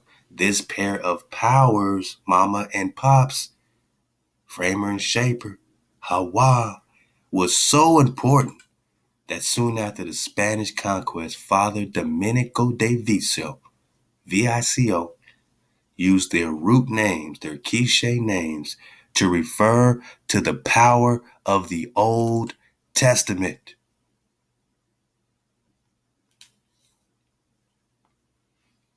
We're trying to get our bros to see clearly that the Old Testament has nothing to do with the New Testament. That the power of the Old Testament has nothing to do with the power of the New Testament. That going back to the Greek is not the same as going back to the Hebrew. It's not the same. Stop quoting scriptures in the New Testament, acting like you're quoting it from the same power that gave you the creation, the flow, the commandments. You got to see clearly. Ain't no power over there that's connected to a power of the so-called original testimony of the Naga that connects to the quiche, atoms of the Ahchwa, following their priest king who has a staff and parts the waters. Domenico de Vicio used their quiche names to refer to the God of the Old Testament. Okay, so why would this man who knows all about Jesus say, oh, that's the God of the Old Testament? The God of the Old Testament. Why would he make a distinction between the New Testament God and the Old Testament original ancient love song?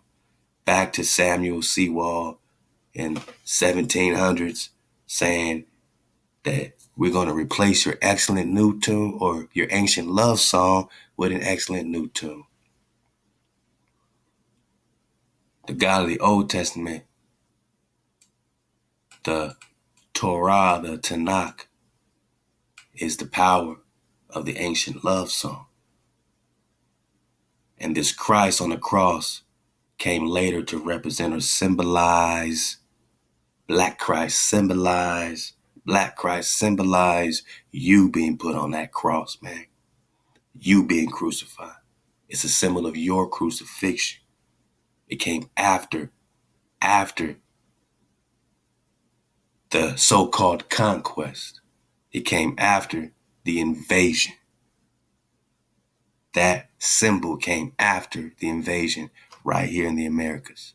It symbolizes you. Go get that drop.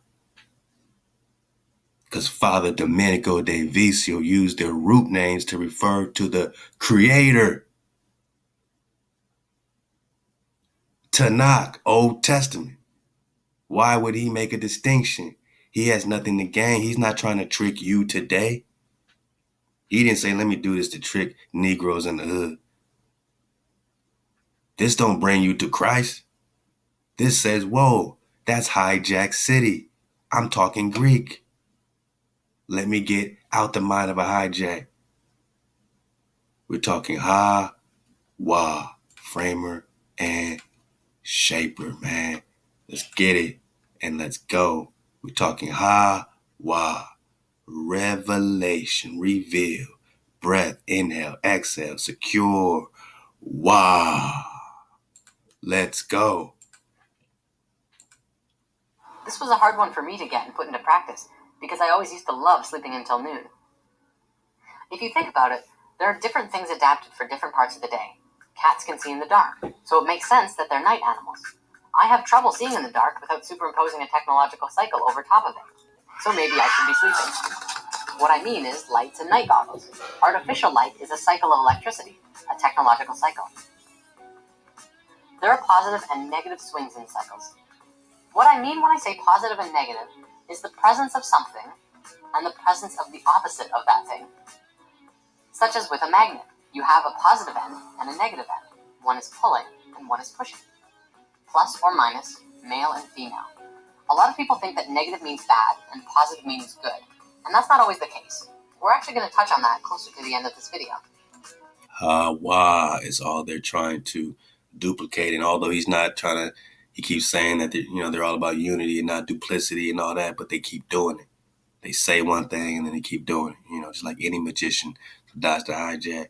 This yin yang, is only a synthetic representation of what they mean by framer and shaper, positive, negative, male, female, whatever they want to call it, energetic, charges, creating a toroid, Taurus, we're just talking Torah.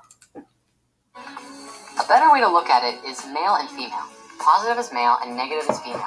And don't get caught up on that positive is good and negative is bad. Women are wonderful. And in fact, in gender, everyone has both male and female energy, not just one or the other. Framer, shape. The essence of giving and receiving. The best example I can give you is night and day. It's that simple. When we don't allow the cycles to flow in their natural order, we often create things that feel uncomfortable over and over. Sometimes we call it things we don't want. It's actually a sort of short circuit in the cycle, or a loop. The positive looping back on itself, or the negative looping back on itself. It's not supposed to be a loop. There needs to be a crossing over of the male and female energy. Get out the loop. That's what creates the infinity.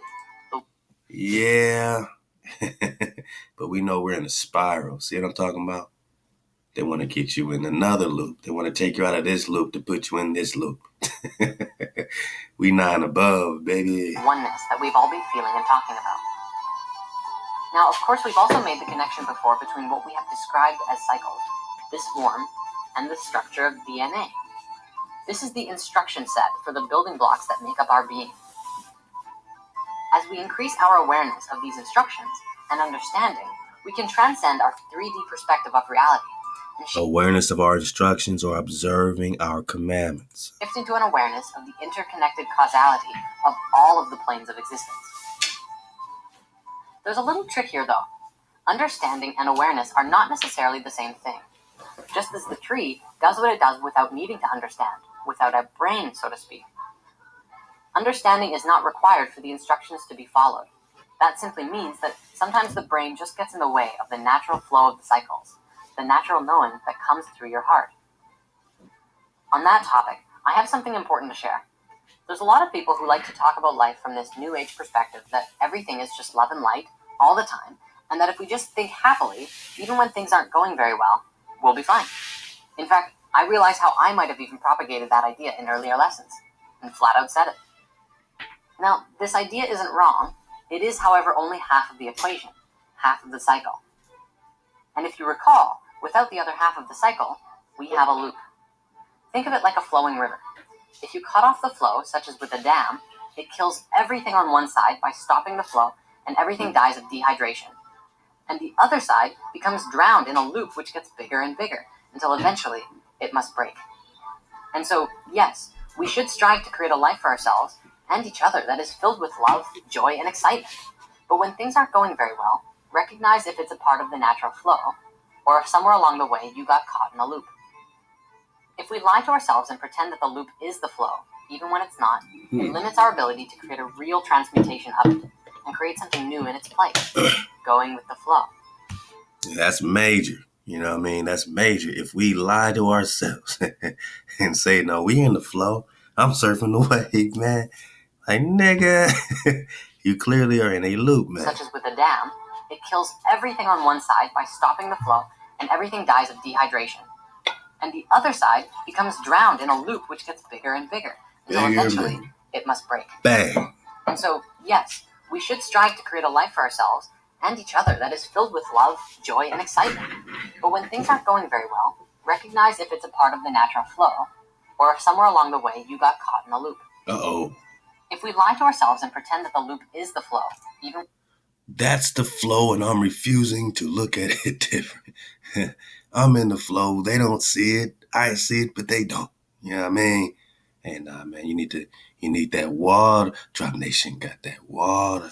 When it's not, it limits our ability to create a real transmutation of it, and create something new in its place, going with the flow. Do you understand what I'm saying? Let me say it in a different way, just to make sure, because this is incredibly important. Sometimes things go well, and sometimes things go poorly.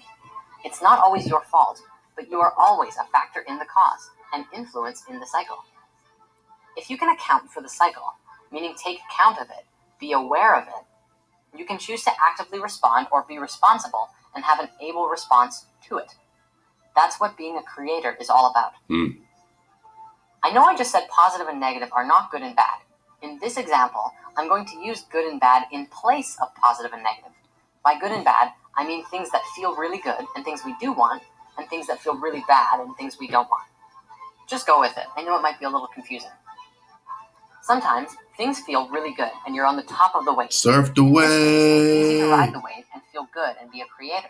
Woohoo! When you're on the bottom of the wave, if things are not excellent, sometimes it just feels easier to go to that fourth dimensional space and say, everything is perfect and in divine order. This is true. Yeah, man, when you find yourself here, man, you just got to be real. You know what I mean? Yeah, it's all perfect, and yeah, it is in divine order.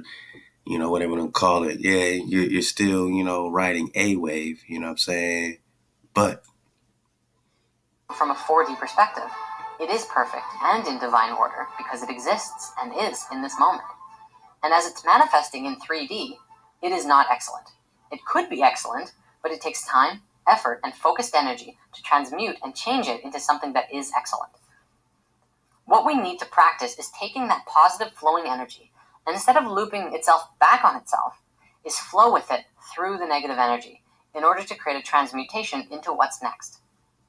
When we say that things are perfect and in divine order, and ignore the loops or even create them as a justification to dam up the river of good feelings, we actually inhibit the flow that leads to the next. That limits our ability to take action, and ultimately, what we're left with is a poo sandwich. Here's the analogy.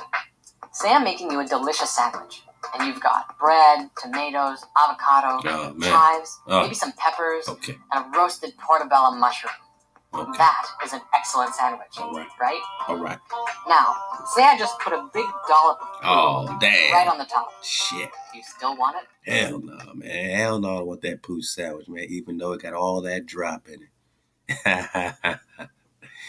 Now I don't want that New Testament, even though it got all that drop on it. It's still a poo sandwich.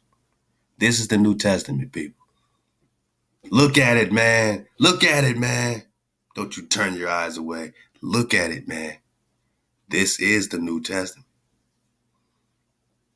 You can go and get the drop. I advise everybody to read as much as you can with a dragonfly perspective. Always know your ancient love song. Always be grounded in your foundational revelation. Your breath of security. Your Ahchwa, your frame of your shape, your inhale, your exhale. But you need to recognize the poo. And that's not a sandwich you want to eat. I know that they reflected all kinds of drop over there. I know that they threaded it in, to the Davidic line.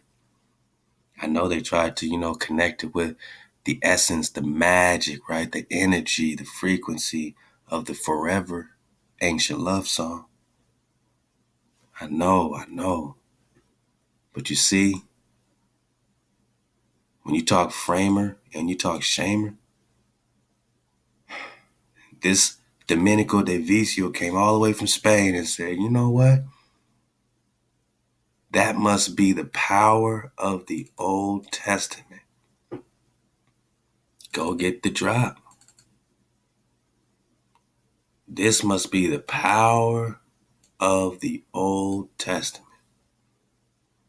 And anything after this must be a poo sandwich. Because how can we say God is God and we are God and you're God and this God? And that's why we got to get off the DOGs and GODs.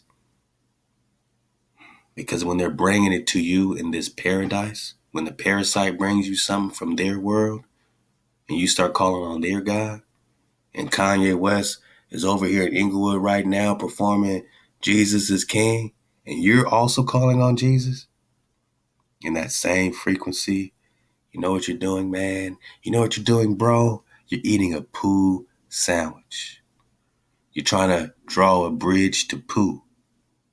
I know there's drop there. I know our people are over there, man, because they've been invaded. That's why there's this church on every corner. So do you call on the same God, that the same frequency that church calls on? Or do you call on the God of the Old Testament? Not the New Testament. Because you got it's all happening in real time. It's all happening, already. And it's not that long ago. This Old Testament ain't that old. This Old Testament ain't that old. And why is there a separation from this father, right? This priest, right? This father, Domenico de Vicio, talking about the root name of the power of the so-called Old Testament or Tanakh. Who's the God? Who's the power?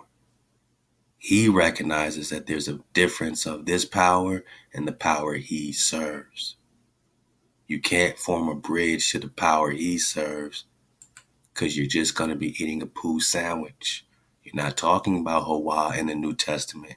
Stop quoting scriptures in the New Testament saying that that's Ahchwa. And Ahchwa says, just because you know the frequency, you're still eating a poo sandwich. You're taking the drop. You're taking the knowledge, the frequency, the pure water, and putting poo on top of it and saying, hey, Drop Nation, eat this poo sandwich. I know there's drop here. Hawa did, this in Acts, and Hawa did this in Corinthians, and Hawa did this in Revelations. No, you're talking about a different God. That God in Peter and Paul, or Jupiter and Apollo. That God talking about in First Peter, or Jupiter. That Paul, or Apollo. Come on, Paulo Coelho know the drop. Apollo is Paulo. Jupiter is Zeus. That's very live. It's a live wire. It's a different God. It's a different testament. My Naga, it's a poo sandwich. It's an excellent new tune. And them over there that's tuned to that 440, all they do is eat poo. And all they do is eat poo sandwiches. And the parasite comes over here and takes a poo on paradise. They take a poo on paradise, man. And you want us to go back? You want us to go back to another God, to another power? Ain't that rule number 1? So if you're bringing us to the New Testament, know that 1, you're breaking the first commandment. Don't put no power before your power. All this Hawa in the name of this Hamashiach and all this shit, man. Look, man, you're putting another power before your power. You're putting poo on the breath of security. You're saying, oh, Hawa said this. Now you're bearing false witness in the name of Hawa because you're talking about a different God. Oh, Hawa did this over there. Over there, you're talking about a different God, man. I know there's similarities. I know they got your heart bone, but that's not Hawa. That's not your reveal. That revelation ain't your breath. You want prophecy, go to the book of Daniel. You want prophecy, go to Ezekiel. You dig? You want prophecy, go to Hosea or Joshua. You dig?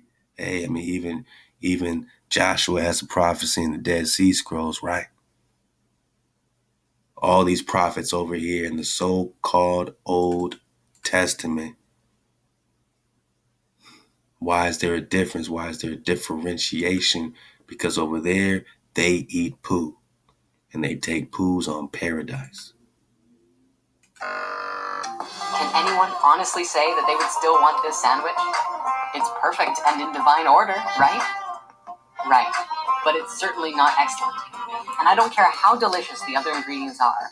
If there's poo on this sandwich, it's a poo sandwich. Is the excellent new tune really an excellent new tune, my naga? No, you're talking about the forked tongue, so-called devil, right? So-called Lucifer, duality, Thoth, whatever you want to call it. It's still a poo sandwich, man. Stop it. It's time to be hijack free. Go back to the heart bone, man. It's time to be hijack free because the ball's right out in front. It doesn't matter how fresh the rest of the sandwich is, or even how fresh the poo is. It's not something we want to eat. Now notice, man, watch this. But it's certainly not excellent. And I don't care how delicious the other ingredients are. If there's poo on this sandwich, it's a poo sandwich. I don't care how good the New Test feel to you, bro, sis. It's still a poo sandwich. Because you can't discount Marcion. You can't discount the Pesos. You can't discount an excellent new tune. It's a poo sandwich. It doesn't matter how... It doesn't matter. Now, how does he do? He puts that Wakanda forever up, right? He puts that X up, right? He puts the cross up, right? The real cross. The Anrus cross, right? The Makir, right? The mark, man. The M-A-R-K, right? The mark, the sign. He puts up the signal, the monument, the cross sticks, The Tao, not Tav. We're not Yiddish. Alright? The Tao. He puts up the X, right? The Tao. This is Picto. This is Paleo. Go back to Picto. They're putting Jesus on this Tao. No, they put you on the Tao, my naga. They hung you on the tree, my naga. You are the Tao. And how do you defend against the hijack poo sandwich, man? How do you defend against the hijack poo sandwich? Man, you gotta be in the frequency. You gotta be in the makhir. You gotta be in the mark. You gotta be in the sign. You gotta be Wakanda, Hawaka, right? Love the caramel, man. Let's go. Fresh the rest of the sandwiches, or even how fresh the poo is. It's not something we want to eat. Bang. The moral of this story is that if there's poop on your sandwich, if there's something in your life that is perfect but not excellent, don't just sit there and let it be. Find out what it is, why it is the way it is, and then take some actions to turn it into something you actually truly want. Choose up. In that process, in that alchemy, we can really create some powerful change on this planet. If everyone could come from that space, we would see a new Earth overnight.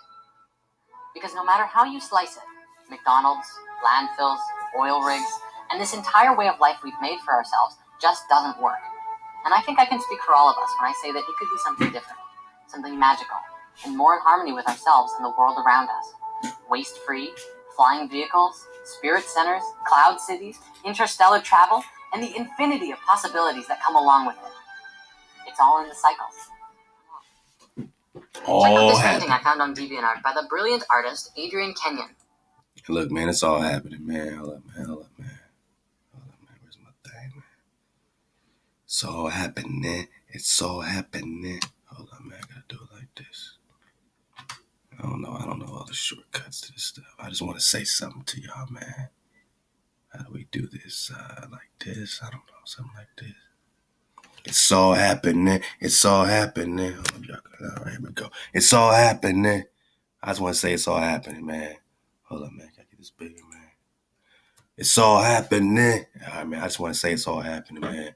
Love to the family, man. Love to everybody that supports, man. And when I say, man, you don't want poo on your sandwich, that's real spill, man. You don't want poo on your sandwich. Now, if you know there's already poo on your sandwich, then you can approach the New Test and whatever else you're doing, man. You can go into the Quran, you can go crazy into, everything, man, and know that there's poo, right? Even when we know, what I'm saying, in our scripts that, what I'm saying, they pooed all over the place. So therefore we can go with a dragonfly perspective. I mean, there's poo everywhere.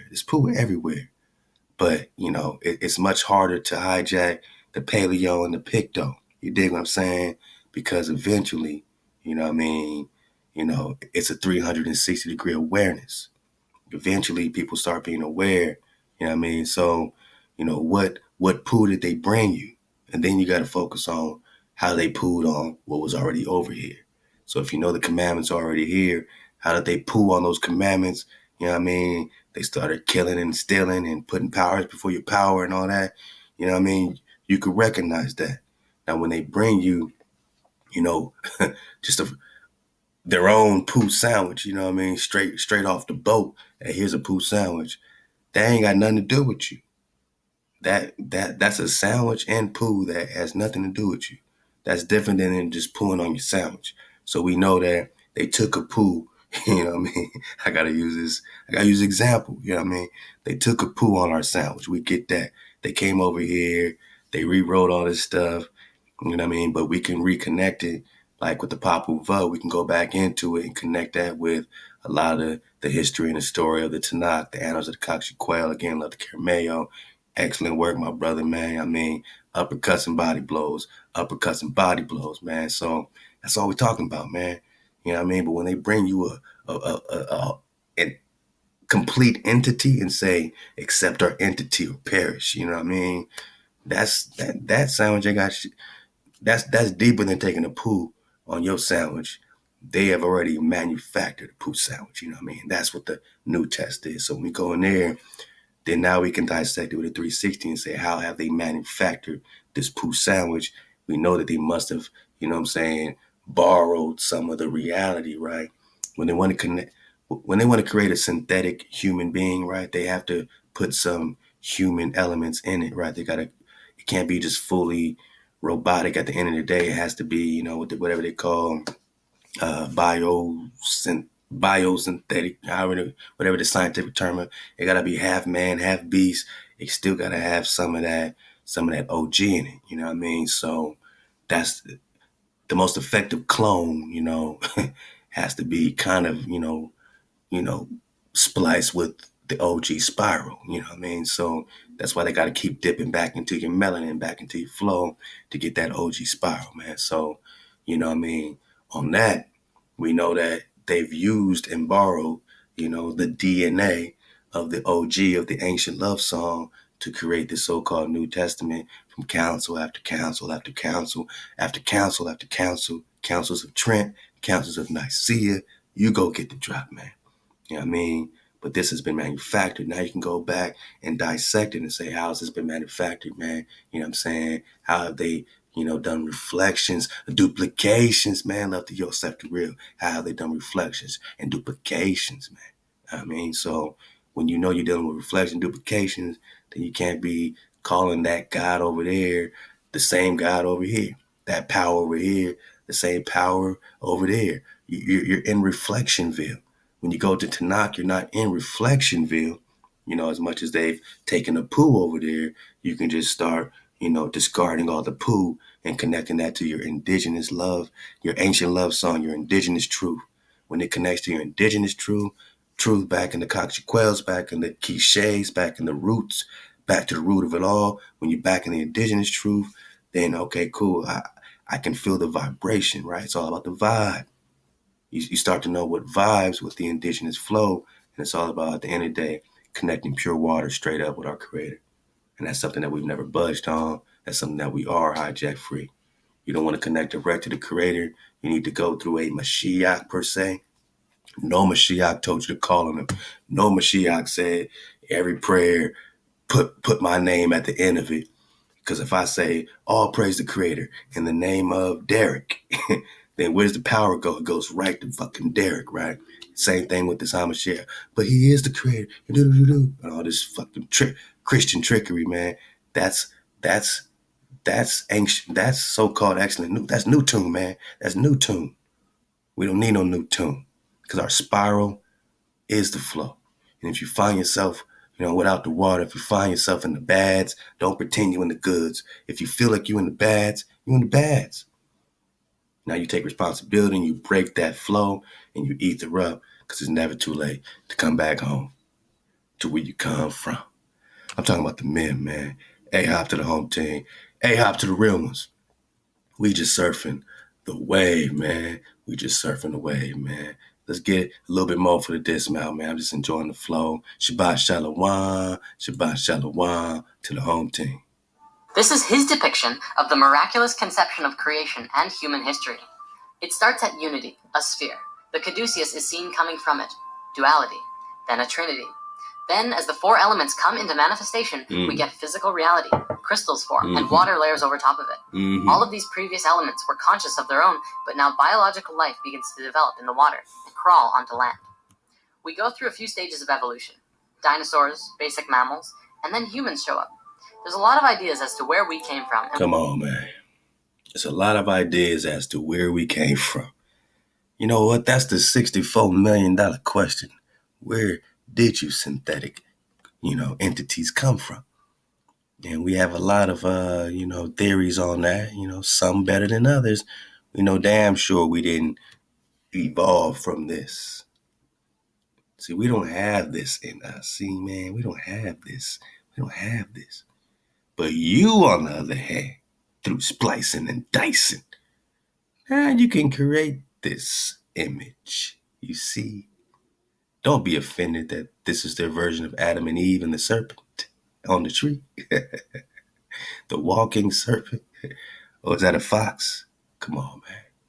So when they talk evolution, they're just saying they came from primitive, genetics, you know what I'm saying? Laboratory experiments.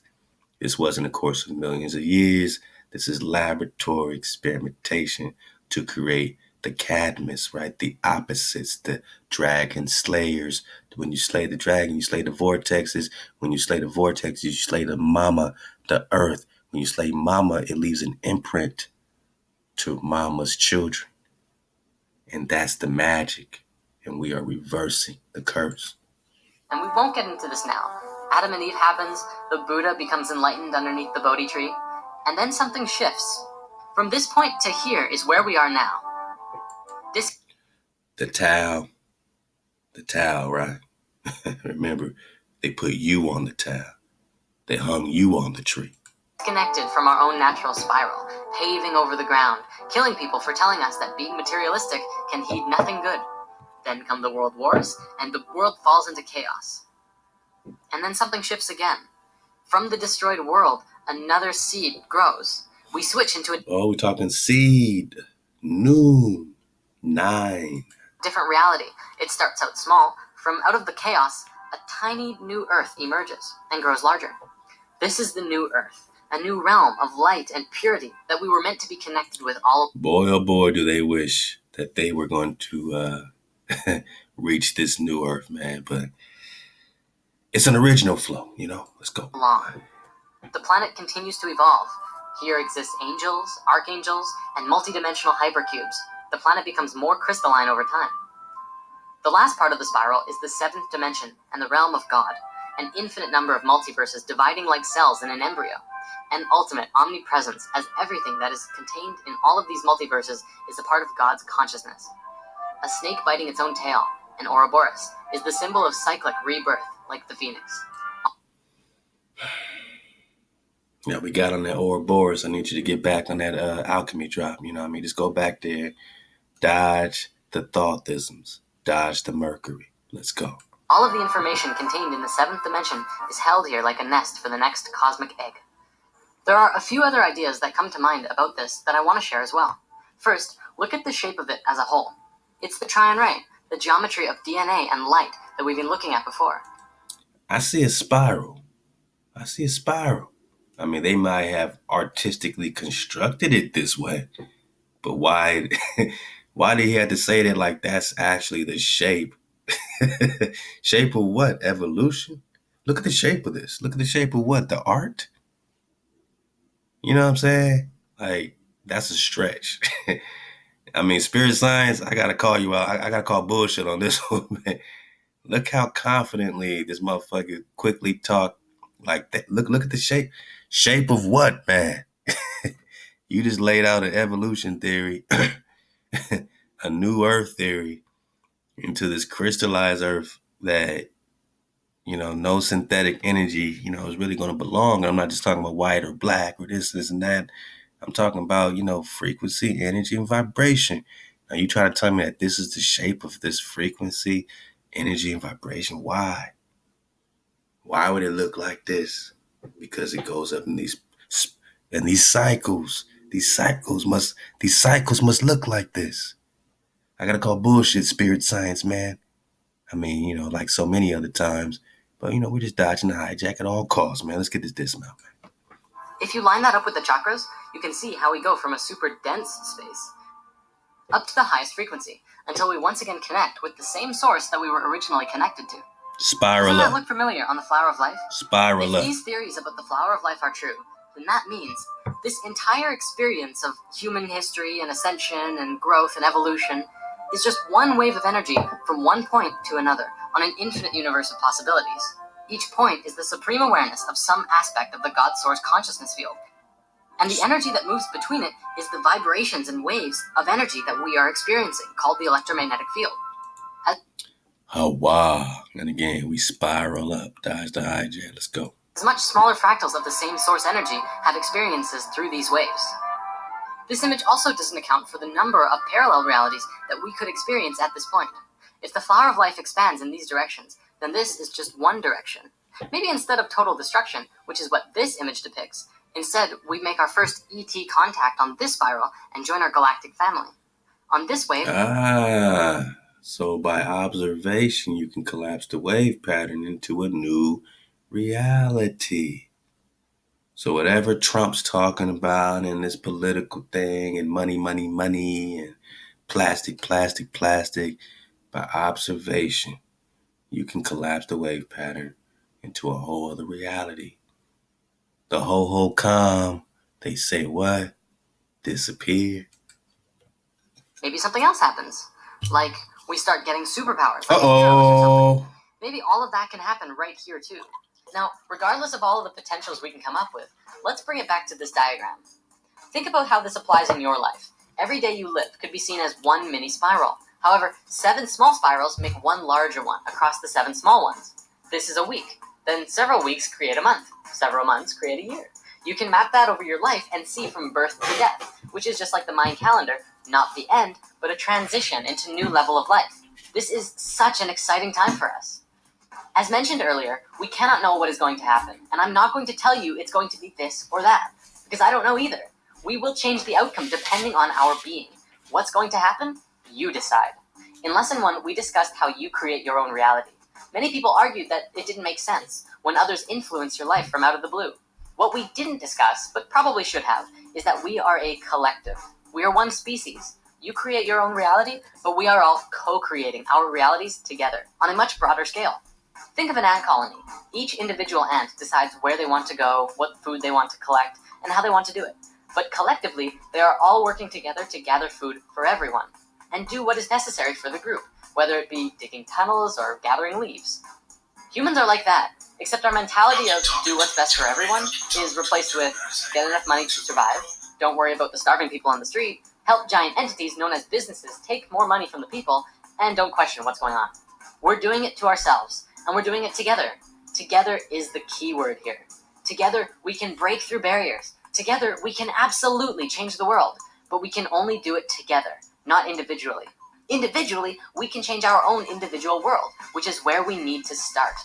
When we learn that we can all get along with each other, regardless of race or belief or level of consciousness, we learn that absolutely anything is truly possible. But it has to start here, in your heart. There was a time when, through science, we believed that the cell was the smallest thing, the building block of life. New discoveries led to the realization that the cell wasn't in fact the smallest thing. Instead, the molecule was. Now the molecule was the fundamental building block of life. But then, new discoveries revealed that it wasn't the molecule either. The molecules were made of atoms. Now the atom was the smallest thing that you could get. Then, you guessed it, we discovered even smaller things. Now we have subatomic particles, and they are the most fundamental building block of all reality. Oh, okay, hold on. Now scientists are throwing around something called string theory, which is like vibrating noodles in hyperspace, smaller than all of that other stuff. Okay, so maybe it does get smaller.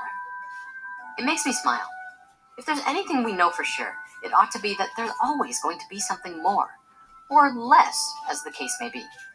With all of our mathematics, brilliant scientists, and ever-evolving understanding, we can look and look forever, but we won't be finding a bottom anytime soon. So, why are we looking? What is science for? Is it just to know? Why does it even matter? Why should it matter to you? What difference does it make whether atoms or cells or vibrating noodles are the smallest thing? Perhaps it's because our level of understanding directly relates to the level of reality that we have control over. Which I suppose could be a very good thing. Or a very bad thing. We'll get into that a little later, because this video is about light. Why light?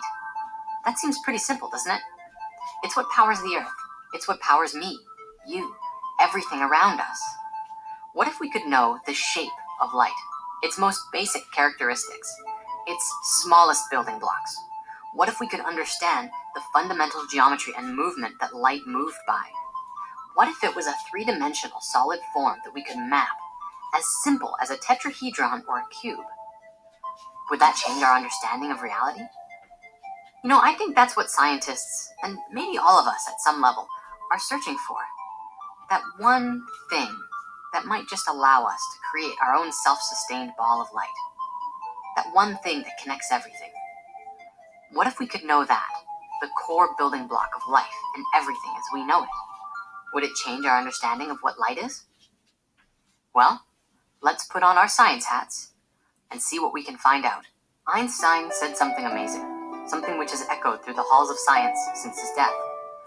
He said that science should be simple, something that anyone can understand. Anyone can make things complicated and complex, but it takes a genius to make something simple.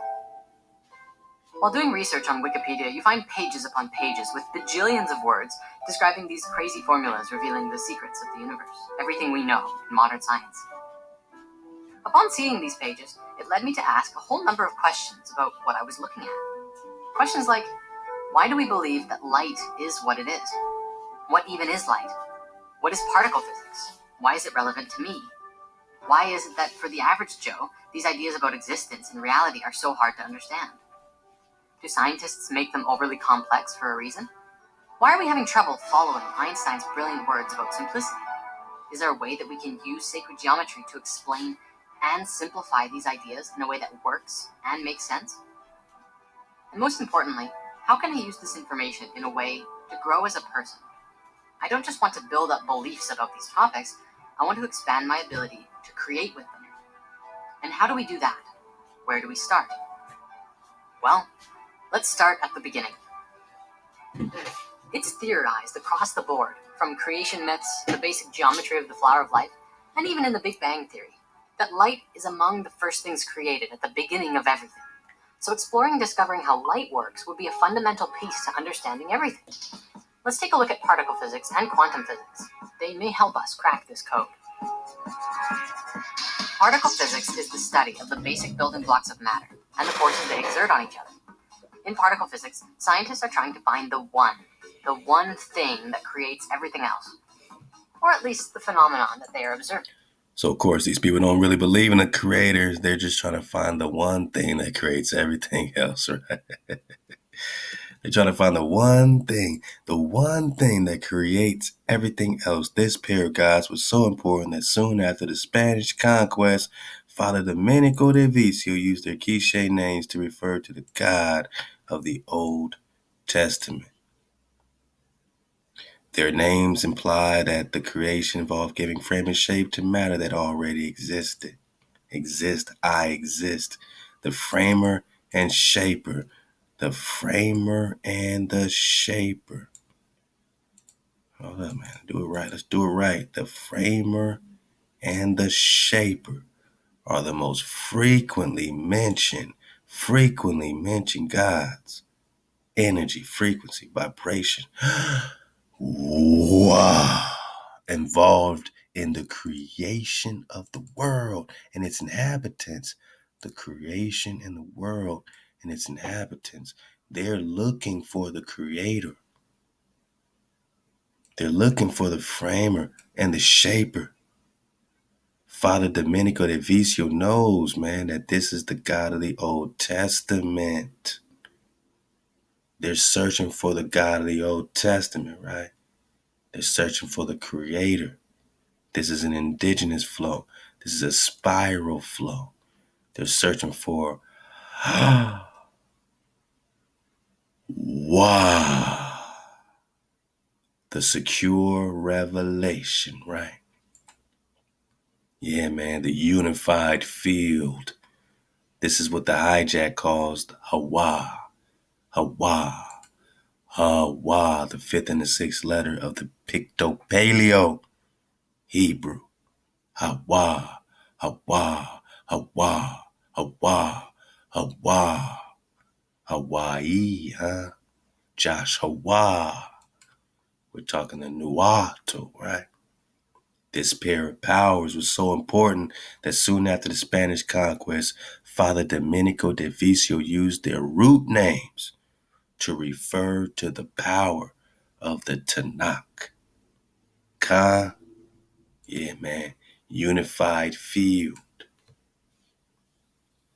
Gentlemen, our white whale, what else is the white whale? It's the Moby Dick or the Mocha Dick or the Drakan, Quan.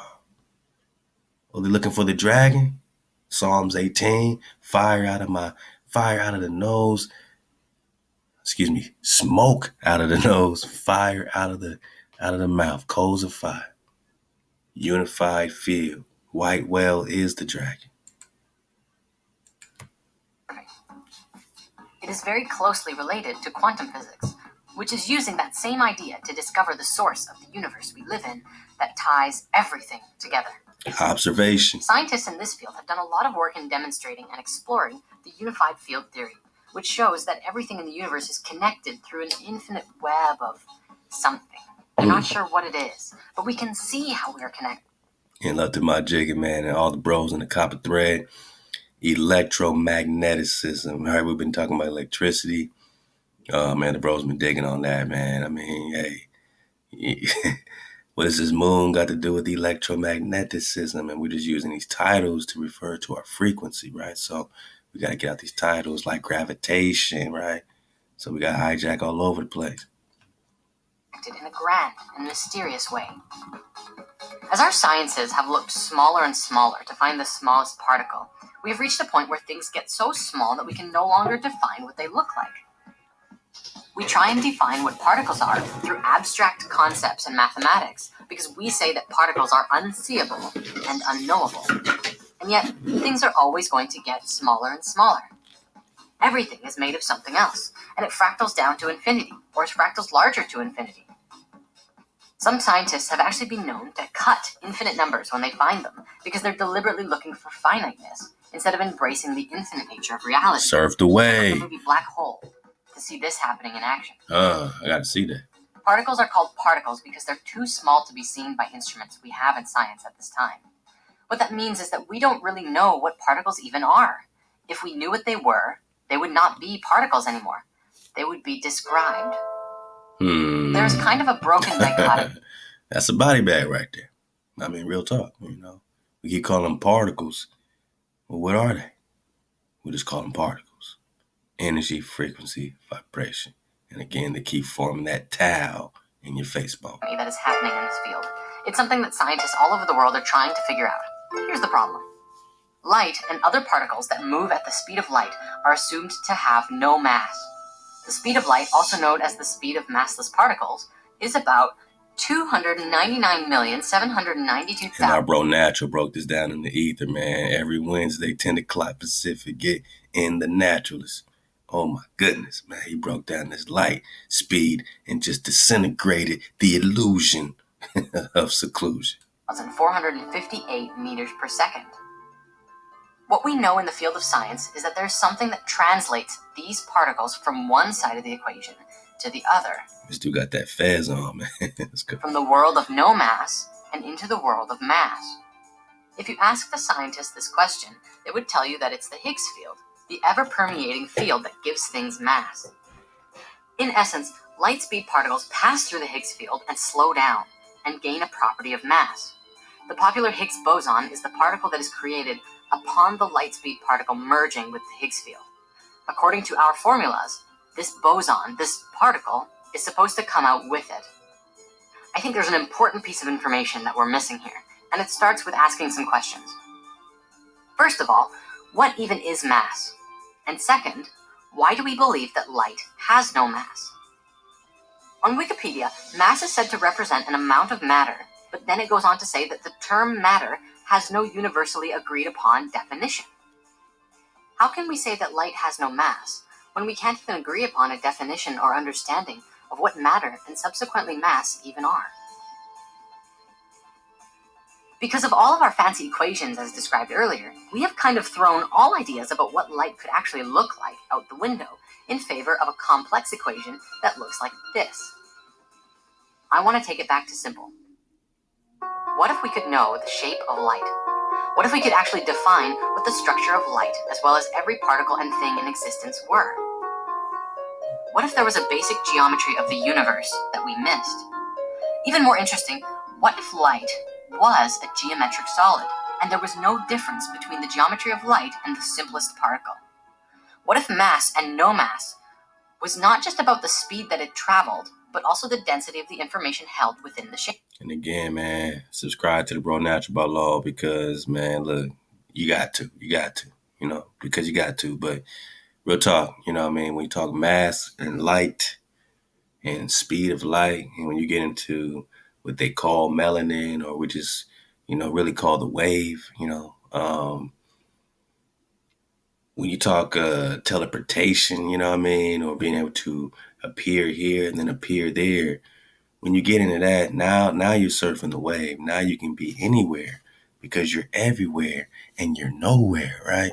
So that's much faster than what they call the speed of light, right? Oh, how fast do these light particles travel with no mass?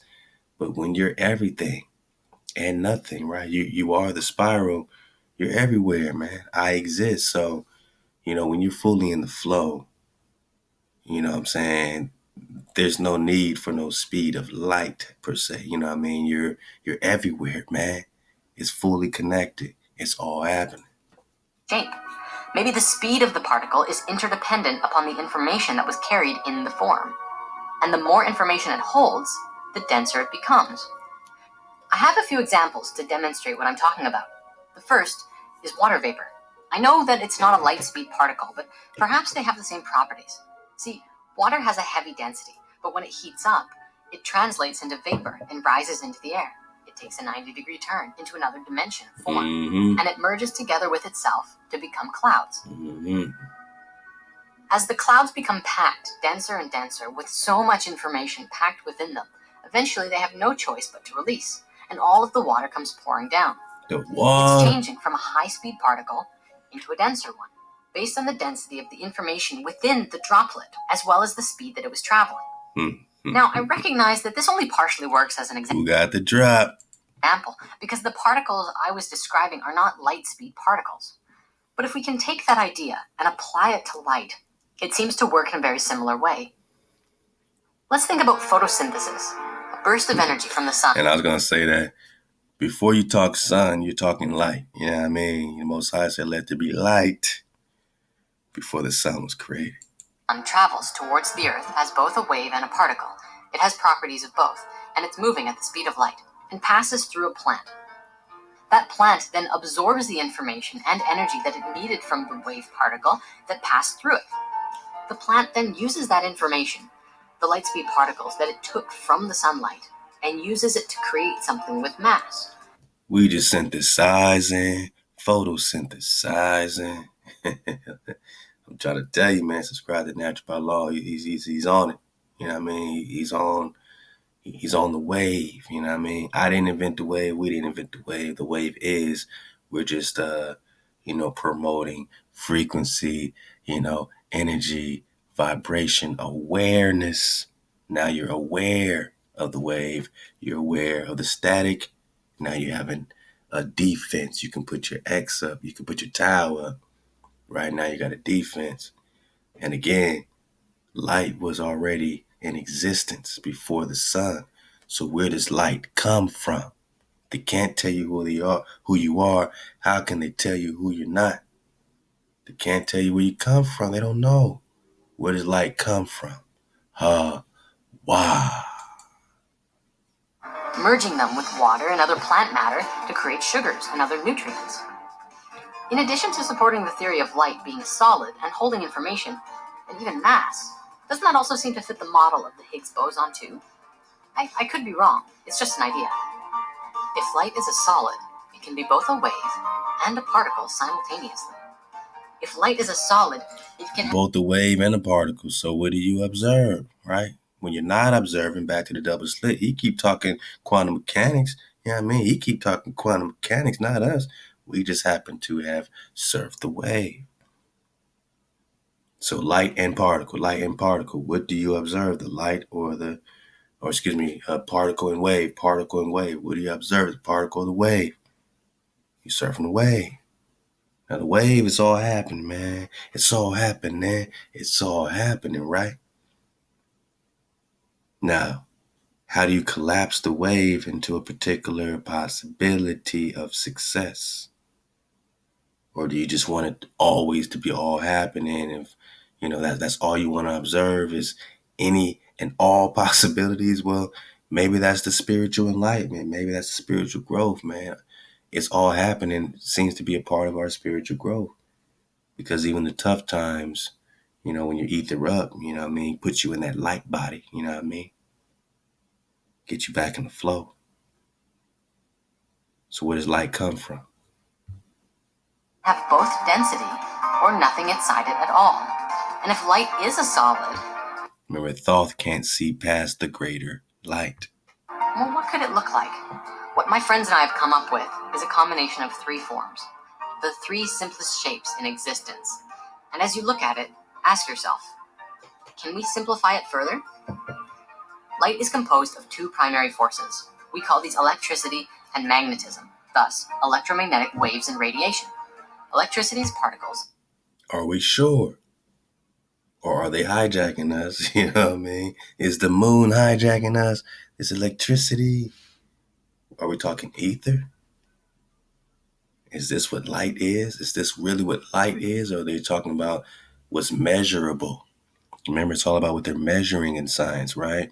And what they're measuring is what they're observing, and what they're observing is what they're collapsing into one possibility. So dodge the hijack of the science or scientific one possibility when it's all happening. And magnetism is waves. Remember everything we've talked about with male and female energy? Electricity is male. Magnetics are female. Curves and points, both of which are found on this shape. Looking at the flower of life, which is the blueprints for life and reality itself, you can see that's exactly how it works. You have male energy, the particles, the dots, and female energy, the waves, the curves. Now, you might notice inside the flower of life, there are two ways you can look at it. You can see the circles, lots and lots of circles, that make up the whole image. This is the female perspective. You can also choose to see this little shape that looks like a seed, which makes up the entire picture from these seeds aligning themselves perfectly with each other in beautiful six-fold The noon. Ahchwa, the seed of noon. symmetry. This is the male perspective. This seed is called the Tryon Ray, as coined by the man who found it, Michael Evans. He is a man who has given a large part of his life to exploring sacred geometry and quantum physics. And quite honestly, his discoveries are evolutionary. The flower of life in 2 dimensions is a flat 2D representation of the way the universe fits together in higher frequencies and higher dimensions. Michael saw this and asked a big question. If this is the universe from a 2D perspective, what would it look like in 3? So he began modeling and molding 3-dimensional flower of lives together and discovered some pretty remarkable things. Everything has breath. Everything breathes and everything lives. And so at a level of basic geometry of particle physics, we too must have breath. He found that every geometry we think we know of is a static Dungeons and Dragons. and fixed perspective of what it really is. Tetrahedron? How about a tetrene and a tetrax? An inhale and an exhale of this basic form. Wow. Icosahedron? Here's an icosatrine and an icosatrax. He developed breathing models for all of the Platonic solids, and then he found a new solid, one that hadn't been discovered before. Energy never travels in straight lines. It always moves in curves. By incorporating curves into the basic geometry of our Platonic solids, you actually discover much simpler particles that before we never knew existed. And so we come back to these 3 images. The first one, as you know, is the sphere. This is simply one of the simplest forms, and the most female. It's all curve. It's not hard to see how this form is used in the creation of all Stop it. things. Just look at a planet, or a star, I knew they or were going even to an go egg. Next we have this one, the Trinity, or the Tryon Ray. I'd actually like to make a distinction here.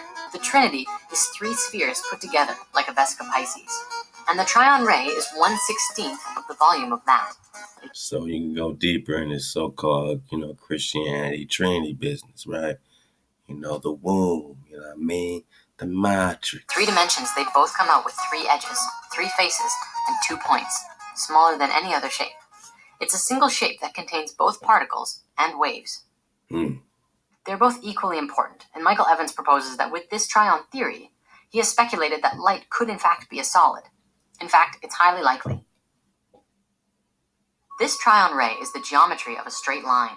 For if you were to draw any of the Platonic solids, you could replace all of the straight lines with a Tryon. And notice they're talking Tryon Ray, right? Tryon Ray, right? And then they give you a pyramid. All right, Tryon Ray. And then they give you a pyramid. So you got a lot of Atlantis drop, you know what I mean? That's coming right out this thing, which is the Ra, Tryon, like Poseidon's, you know what I'm saying, weapon, the Tryon, right? The Tryon Ra. Remember, Poseidon has everything to do with Atlantis, Poseidon's son is Atlas. Poseidon's son is Atlas. So when they give you this right in your face, you gotta dodge the hijack and know you're back in the Atlases. 3 dimensions, they both come out with Just missed it. Let me just get back. in the creation of all things.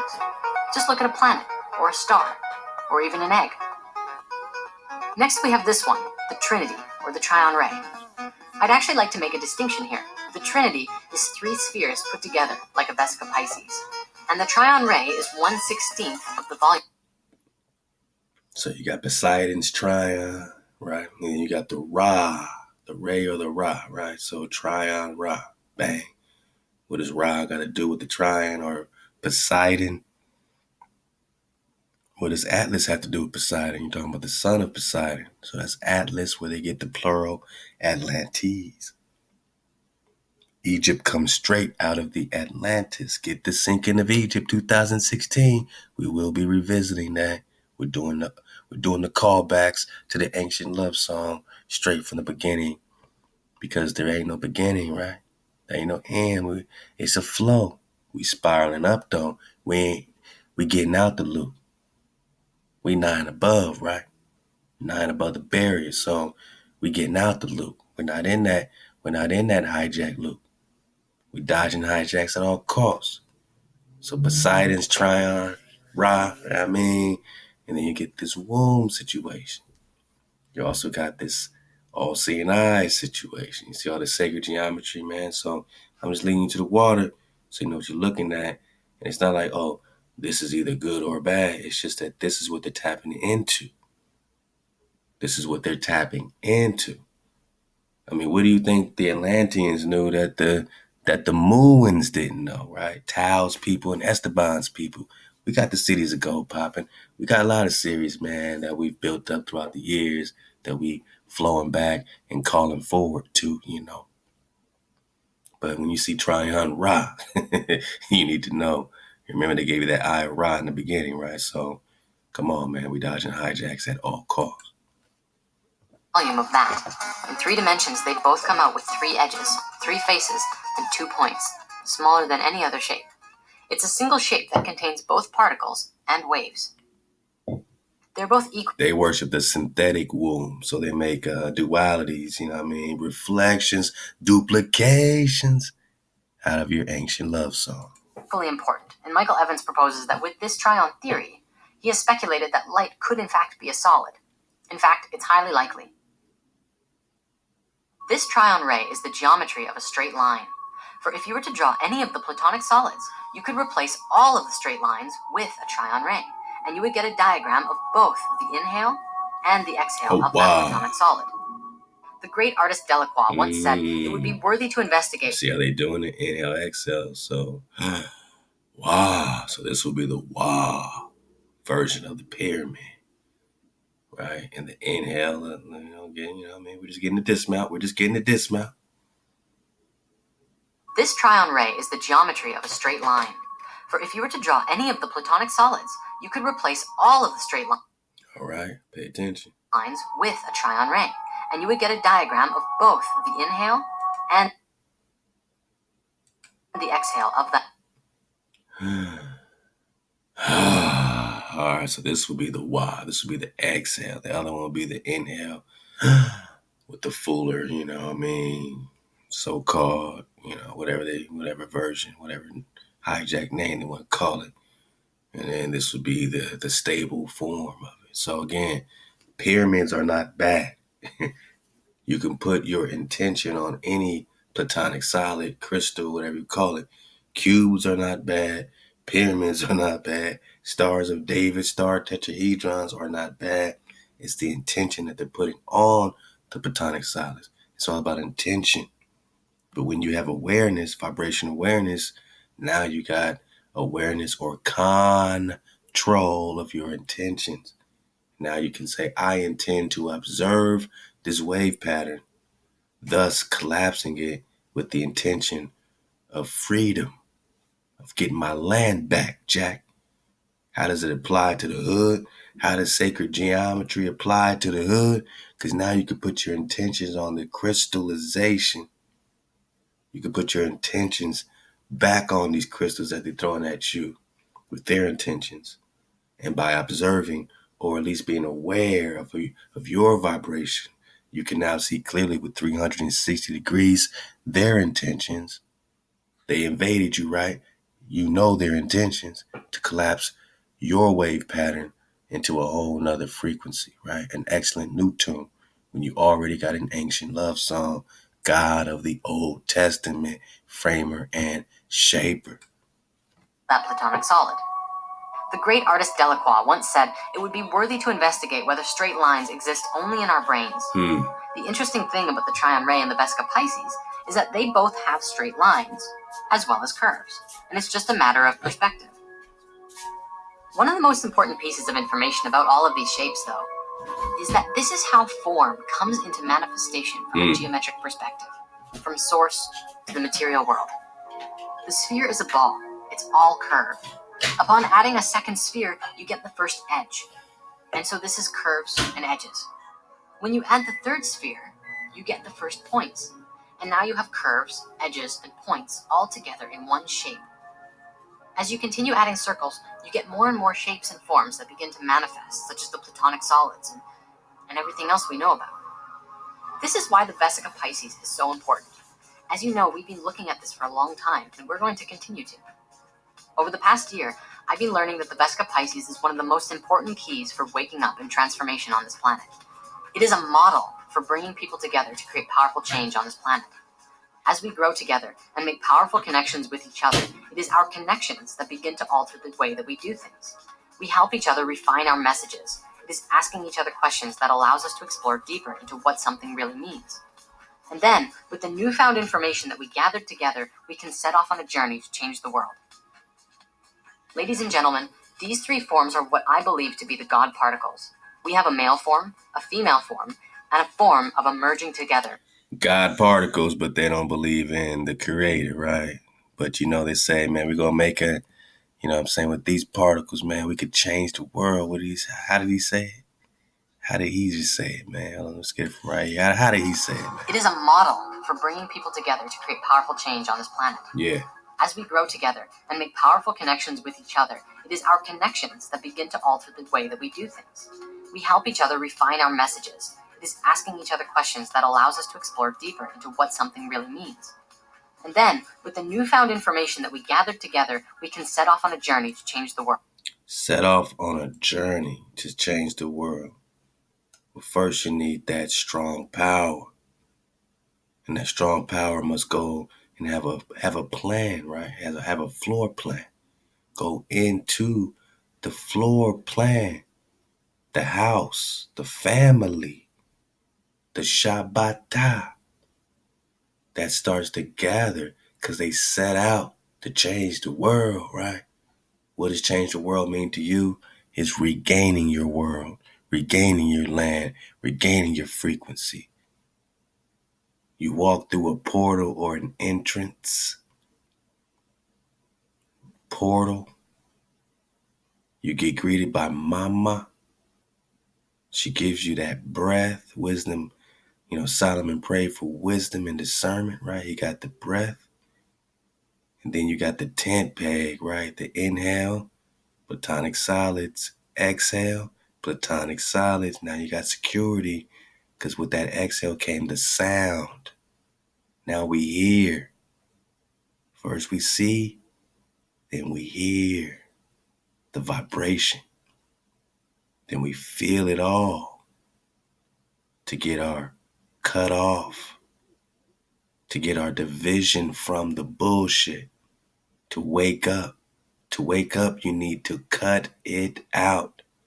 You don't want to eat a poo sandwich? Cut it out. You don't want no parasites?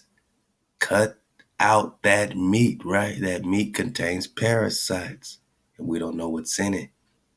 We're talking food, nourishment. Allow her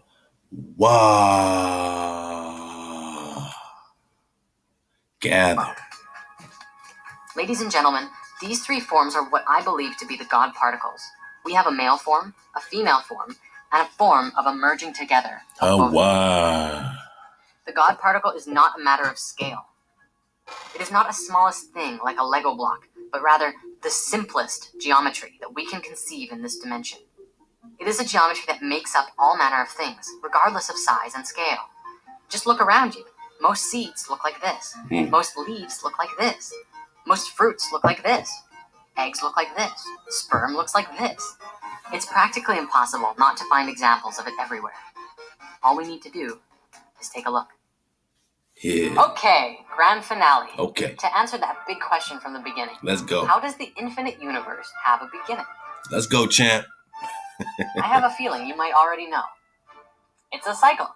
And no, I don't know exactly what it looks like. Cycle. Well, if we're talking cycle, we must be talking David to David, man. You must need to get on that Templar drought. You might need to get on that Templar chronology and dodge the Scaliger and Patavius. You might need to get on that Anatoly for the Manco. You might need to get on that Amadis S. Amadio. And dodge the hijack in between the timelines. Like specifically, but I can share with you some ideas about it.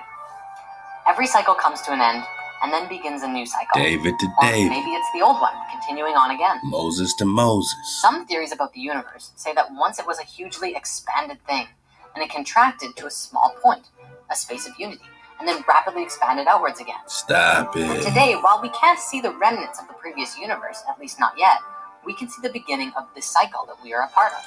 We can see the remnants of a previous universe, universe, previous unity. We can see it now that we are seeing clearly. We can feel our ancestors. We can see and feel our Dawi, our forever shepherd, which is a priesthood, a priest, a Khan Wang, right? This is a checkpoint, Hosea 3 and 5. Israel shall return. Return to what? Seek their creator, right? Framer and shaper. Ahchwa. And David, their king, right? Their priest king. We're just talking the priesthood of the Khan dynasty. It's really interesting. If the universe is infinite, how is it that we're existing in a finite space? And is the goal of life to take what is finite and merge it with the infinite to create a new way of life and a new understanding?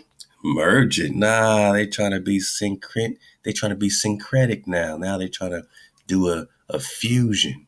Nah, that ain't the goal of life. Look how they try to hijack us right in our dismount, man. And today, while we can't see the remnants of the previous universe, at least not yet, we can see the beginning of this cycle that we are a part of. It's really interesting. If the universe is infinite, how is it that we are existing in a finite space? And is the goal of life to take what is finite and merge it with the infinite to create a new way of life? Nah, man, the goal of life is to return to source. Really, the goal is the experience itself, in your journey of returning to source. Not merging, the finite and infinite. Is to know that you are infinite. And everything finite is hijacked. We don't merge or create no bridges to the hijack. We are immortal. Our flow continues. The water keeps flowing. The fire keeps burning. Of ourselves? The fire keeps burning, man. The fire keeps burning, man. Look, man. The fire keeps burning all the way to the towel. I'm grateful to surf the wave with my Shabbat to get to the Tau, to get to the mark. Wakanda forever, right? Just for fun, man. I mean, come on, man. Just for fun, man. Wakanda forever. Hey, they put it in your face, man. I mean, you know, they put it in your face, man.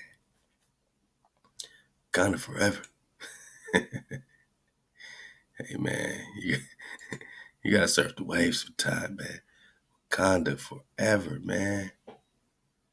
Wakanda forever. Wakanda forever. Wakanda forever. Wakanda forever. Wakanda forever. Wakanda forever. What is he putting up? You remember, this is the same actor that said in order to research this movie, he had to go to Peru. He had to go to the Huacas, man. He had to go to Peru.